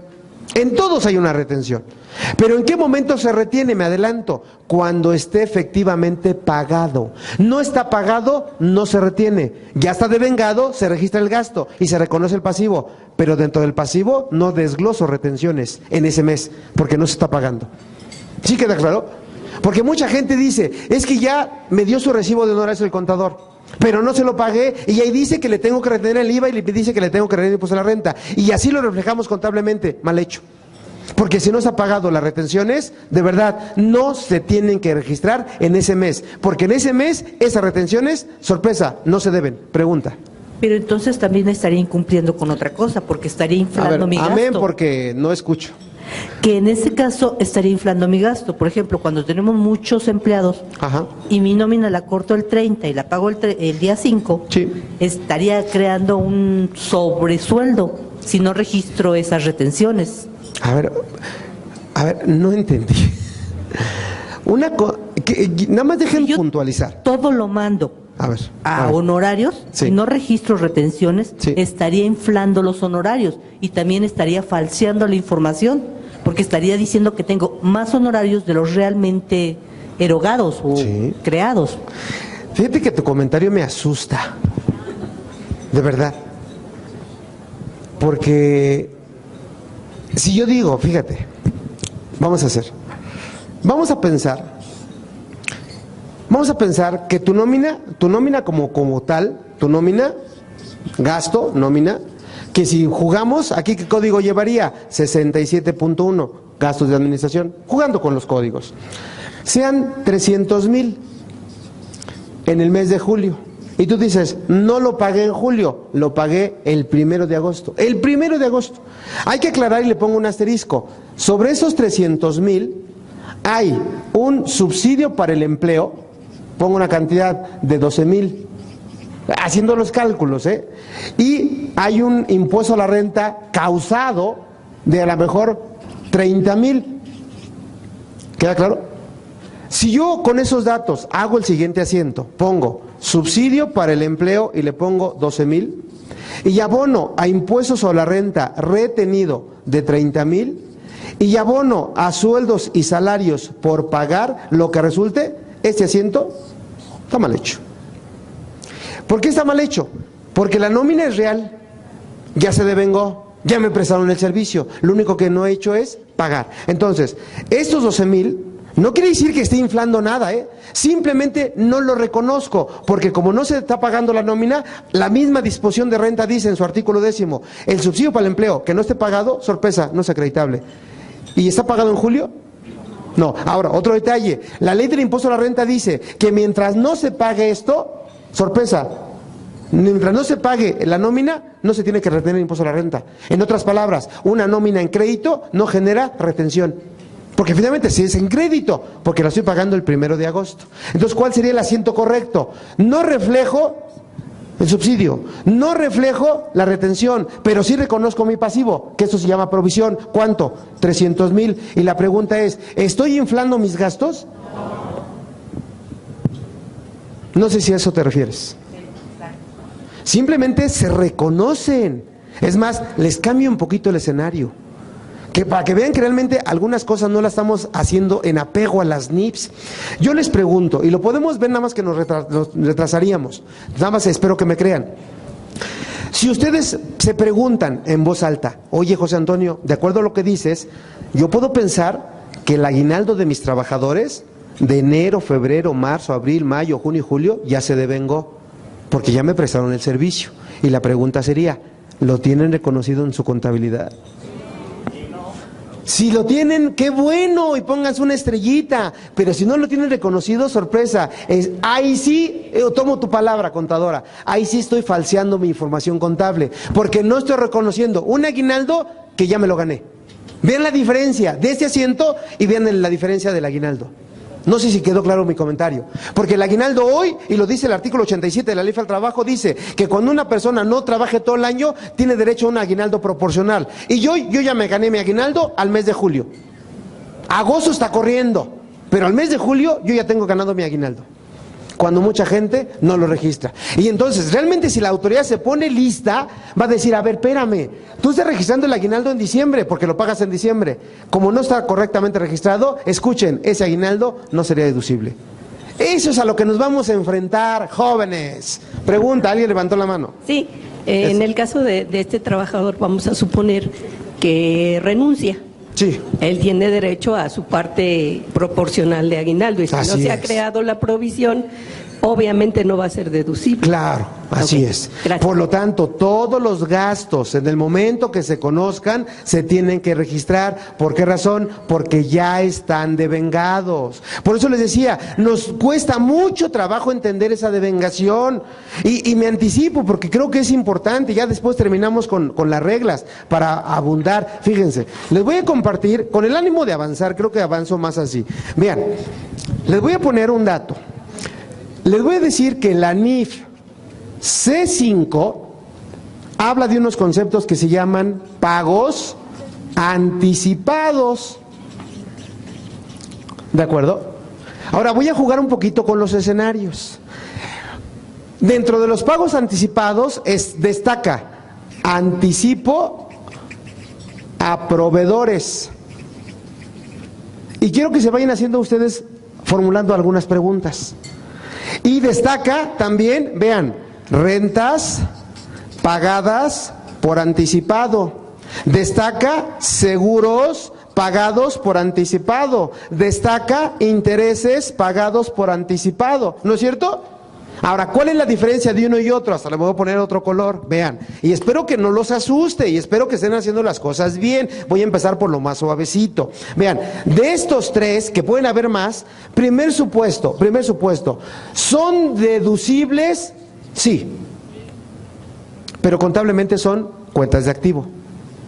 Fiscalmente son deducibles. Y son pagos anticipados. Y yo sé que no ven ahí, discúlpenme, pero bueno, escuchen, nada más, tú menos ves, amigo. Sale, porque de verdad ahorita me paré y no se ve ni más aquí. Sale. Ahora, segundo dato, vean, se tiene que dar CFDI, respuesta sí. Respuesta sí. Contraten una póliza de seguro, ¿les dan CFDI sí o no? Aunque lo paguen a 50 años.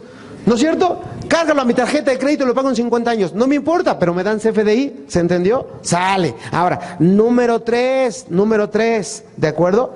La persona que me está dando este CFDI o que me está prestando el servicio, ¿lo acumula para efecto de impuestos o la renta? Sí. Y obviamente coincide con un concepto o principio que se llama simetría fiscal. Tú acumulas, yo deduzco. ¿Sí se entendió? Ahora, otra pregunta. A mí que yo pago esto, ¿acredito el IVA? Sí. ¿Me explicó? Ahora bien, la pregunta final, ¿afecto el gasto cuando estoy pagando esto? No. Entonces es una deducción fiscal, no contable, partida en conciliación. Ahora, pregunta. Las mismas preguntas para anticipo a proveedores. Me volteo, amigos. En anticipo a proveedores, siguiendo con esa mecánica, punto 1, ¿es deducible? No duden. Bueno, les ayudo. Vean, por eso yo dije, espero no asustarlos y espero que no estén haciendo las cosas mal. Ahora, segunda pregunta, ¿qué dice acá? ¿Me dan CFDI? No. Tercera pregunta, ¿se acumula para efectos de la persona moral que me está dando? Que escuchen, esta acumulación, ¿cómo se llamaría la parte que le está cobrando? Anticipo de clientes. ¿Se acumularía?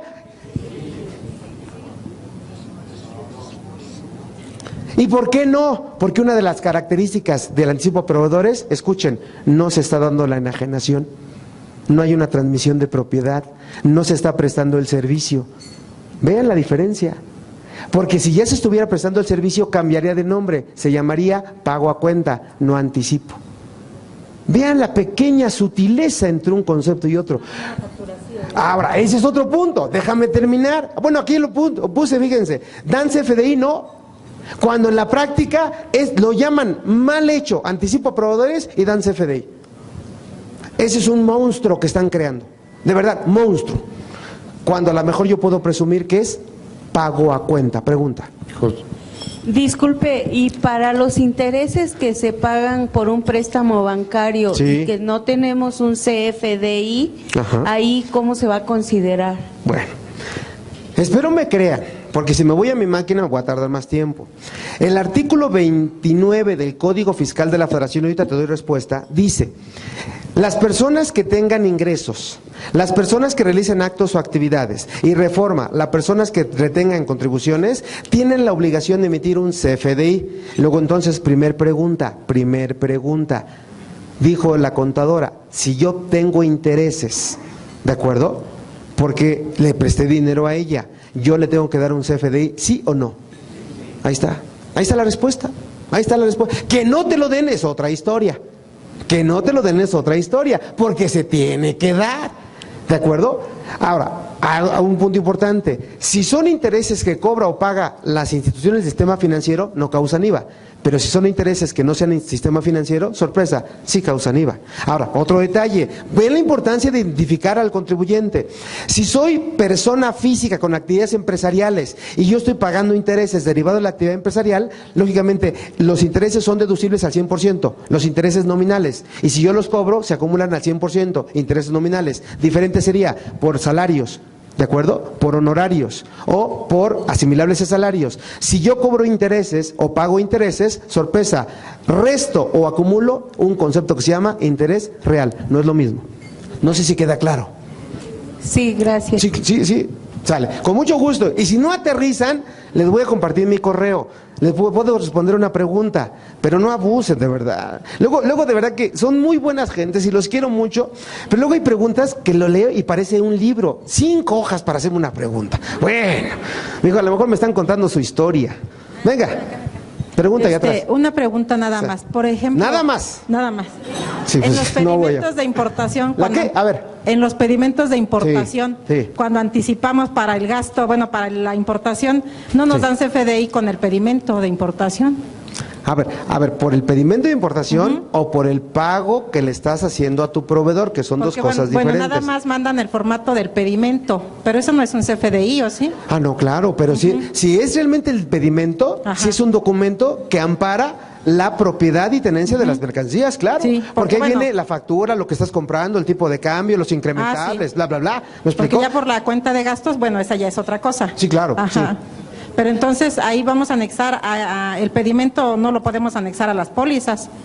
Bueno, el pedimento como tal, si lo quieres imprimir, sí lo puedes anexar, pero lo importante es que el pedimento lleva un número de pedimento, ¿eh? Ajá, ese sí. Y ese número de pedimento funge como un número de folio, entonces ya cumpliste. Ah, bueno. Pues, punto. Ahora, sin embargo, tu pregunta creo que también podría tener otro enfoque, y vean cómo cambia. Si tú vendes mercancía de importación, nada más tomando tu ejemplo, vas a vender lo que tú quieras y yo te lo voy a comprar. Vean cómo cambia un poquito el escenario. Si yo te digo, contadora, véndeme micrófonos, pero trae de importación, y yo te doy un dinero hoy, ¿qué sería? ¿Pago a cuenta o anticipo? En otras palabras, tú hoy que no me estás vendiendo nada porque lo vas a mandar a traer del extranjero, y sin embargo yo quiero el micrófono porque tu calidad es buena. Hoy tú me puedes dar un precio de venta de este micrófono cuando todavía está en el extranjero. Pero no, yo estoy hablando de la cosa y del precio. ¿Me puedes dar un precio hoy del micrófono que todavía no lo tienes? No, claro que no. ¿Y por qué no? Vean, es que de verdad que tienen que meterse a la operación. ¿Por qué no? Porque cuando compran un bien del extranjero, conocen el valor factura de su proveedor, 5 pesos. Eso no cambia. ¿Sí me explicó? Ponga atención, le están diciendo que ponga atención. Sale. Número 2. Está bien, no hay bronca, para eso vienen, de verdad. Pero tienen una pequeña contingencia, el tipo de cambio fluctúa. Y eso puede ocasionarles una pérdida y una ganancia, ¿se entendió? Entonces, ya no es tan exacto el precio. Ahora, número 2, van a pagar un seguro. Ah, sí, claro, sí lo conoces, sí, claro, desde que lo conoces, lo conoces. Ahora, van a pagar un seguro. Y ese seguro puede fluctuar dependiendo de la mercancía que van a traer. Ahora, van a pagar fletes, acarreos, demoras, ¿me explicó? Maniobras. Y esos conceptos, sorpresa, no los conocen al 100%. Entonces, si ustedes dan un precio de venta ahorita, se están aventurando y me lo tienen que respetar a futuro. ¿A qué quiero llegar? Que como no tienes el valor exacto del precio al público, lo que tú estás recibiendo se llama anticipo. Y escuchen, ¿me está vendiendo hoy el micrófono? ¿Hay una transferencia de propiedad del micrófono? No, por lo tanto, ni es deducible ni es acumulable. Punto. Vámonos. ¿Seguimos o continuamos con ese relajo? Sale. Bueno. Pregunta, adelante. Porque si tú le pagas a un proveedor 150 facturas en un día, y tú dices que tienes que identificar cada CFDI, y dices, oye, nada más dame una factura de lo que me entregues a la semana, no me entregues 10, 20. Está bien. Sí, bueno, pero sí es control fondo, interno. No. Pero no lo marca la... Sí, mira, sí se tienen que identificar, pero finalmente con la ayuda del equipo de cómputo, sea una factura o 10,000 facturas, no debe de pasar nada, porque tu equipo de cómputo tiene que estar adecuado a tus necesidades. Ahora, si no tienes ese equipo de cómputo, como tú mismo preguntabas, tienes el COI, ¿me explicó? Y finalmente el COI es de hace 20 años. Por lo tanto, nada más te hacen lo elemental, cargos, abonos, impresión de estados financieros y vámonos. No te va a hacer nada de esto, simplemente actualízate. ¿Qué eso implica? ¿Un gasto? Pues sí, y ese gasto es deducible, punto. ¿Me explicó? O sea, pero eso que te digan, es que por disposición fiscal pago el martes o cobro el martes, no. Pues, no cobrar. Que me hagas si me entregaste en la semana, me tienes que hacer nada más una sola factura. No. Que no tenga ninguna, que no sea atraso de 2 días a la fecha que te recibo a revisión. Ajá. Nada, no. Pero eso ya se llama política contable de las empresas para efecto del crédito y cobranza. Eso finalmente, pues debemos de ajustarnos a esa política, ¿no? Que es algo, es un control interno porque pues no puedes pagar diario. Debe establecer un día de pago, un día de cobro, ¿sale? Bien, bueno, seguimos con la material. Todo esto, si hacemos una reflexión, le estoy compartiendo lo que pueden hacer, lo que no pueden hacer y los riesgos en cuales pueden incurrir. Porque finalmente si nos acotamos a las 4 reglas que hoy están vigentes, realmente es muy sencillo entender eso. Lo que se sube, lo que no sube y los plazos, que es realmente la esencia. Pero si cuidan todo esto y lo depuran, en donde alguien me ha preguntado, ¿debo de utilizar otro catálogo de cuentas? Pues probablemente sí. ¿Me explicó? ¿Depurar de enero a julio? Pues probablemente sí. ¿Me explicó? ¿No utilizar el catálogo de cuentas que viene por programa? Pues probablemente sí. Tienen que ajustar un catálogo de cuentas a sus necesidades. ¿Me explicó? Sale. Seguimos, vean, un poquito refiriéndole a lo mismo. ¿Cuáles son algunas cuentas riesgos que yo he detectado? Vean, gastos varios se pueden considerar como no deducible. Costo de ventas, como ya lo manejamos, se puede considerar como una disminución de la base. Deudores diversos, si están los socios, que ya lo vimos que sí viene sí, con gusto, ahorita. Ya vimos que si viene un código agrupador, se puede considerar como dividendo ficto, artículo 140 de renta, que ya lo mencionaba. Acreedores diversos, se puede considerar como un ingreso omiso, si es que no está soportado. Y yo les decía, fundamento 59, fracción tercera del código, ahí viene. Y si son préstamos recibidos sin contrato de mutuo, ¿de acuerdo? Tiene 2 escenarios, lavado de dinero e ingreso omitido. Y cuidado con esto, cuidado con esto, porque hoy por hoy, según la ley antilavado, hay operaciones que se llaman operaciones vulnerables. Y curiosamente, este es un ejemplo de una operación vulnerable. Y es delicado, porque si el socio le presta a la empresa, ¿quién presenta el aviso? El socio. Y si la empresa le presta al socio, ¿quién presenta el aviso? La empresa. Y el caminito, ¿cuál es? Detectar el origen del dinero. Porque muchas veces no hay origen lícito del dinero. ¿Me explicó? No quiere decir que se ha robado. Al decir lícito quiere decir que no ha pasado por las arcas del SAT. Y nada más recuerden que hay ingresos exentos, hay ingresos grabados, hay ingresos acumulables, hay ingresos no acumulables, hay ingresos no objeto para efecto de impuestos sobre la renta. A mucha gente le asusta, pero vean la diferencia. Yo prefiero que me asuste el concepto, pero que tengan un respaldo, a que tenga el ingreso y no tenga respaldo. Ejemplo, hay muchas empresas que hoy venden un esquema que se llame, una parte te pago por sueldos y una parte te pago por sindicatos. Es válido, siempre y cuando exista el sindicato, siempre y cuando den CFDI, ¿me explicó? Y siempre y cuando den una constancia de todos esos ingresos. Con eso le estoy dando un origen al dinero. ¿Me explicó? Que si puede ser simulación o no, es como lo defienden ustedes. Pero que le estoy dando un origen al dinero, le estoy dando un origen. Entonces ya no caigo en la ley de lavado de dinero. ¿Me explicó? Pregunta, por ahí van a hacer una pregunta. En caso de los pagos al extranjero, ¿mi comprobante fiscal sería la factura comercial amparada con el pedimento? Así es. Vean, cuando tengan pagos al extranjero, si son pagos de servicio, te tienen que dar la factura con los requisitos del país en donde tú estés, que no necesariamente tiene que ser un CFDI, que no tiene que llevar un RFC, que no tiene que causar un IVA, porque en el extranjero no se causa un IVA, ¿me explicó? Es más, pueden ser en idioma diferente al español y lo único que te va a pedir el SAT es acompaña traducción y tipo de cambio. Eso sí es importante, pero puede ser cualquier documento que tenga extranjero. Y si es mercancía, aparte de la factura del extranjero, que sí la tienes, acompañas lo que decía la contadora, el impedimento de importación, y con eso te respaldas.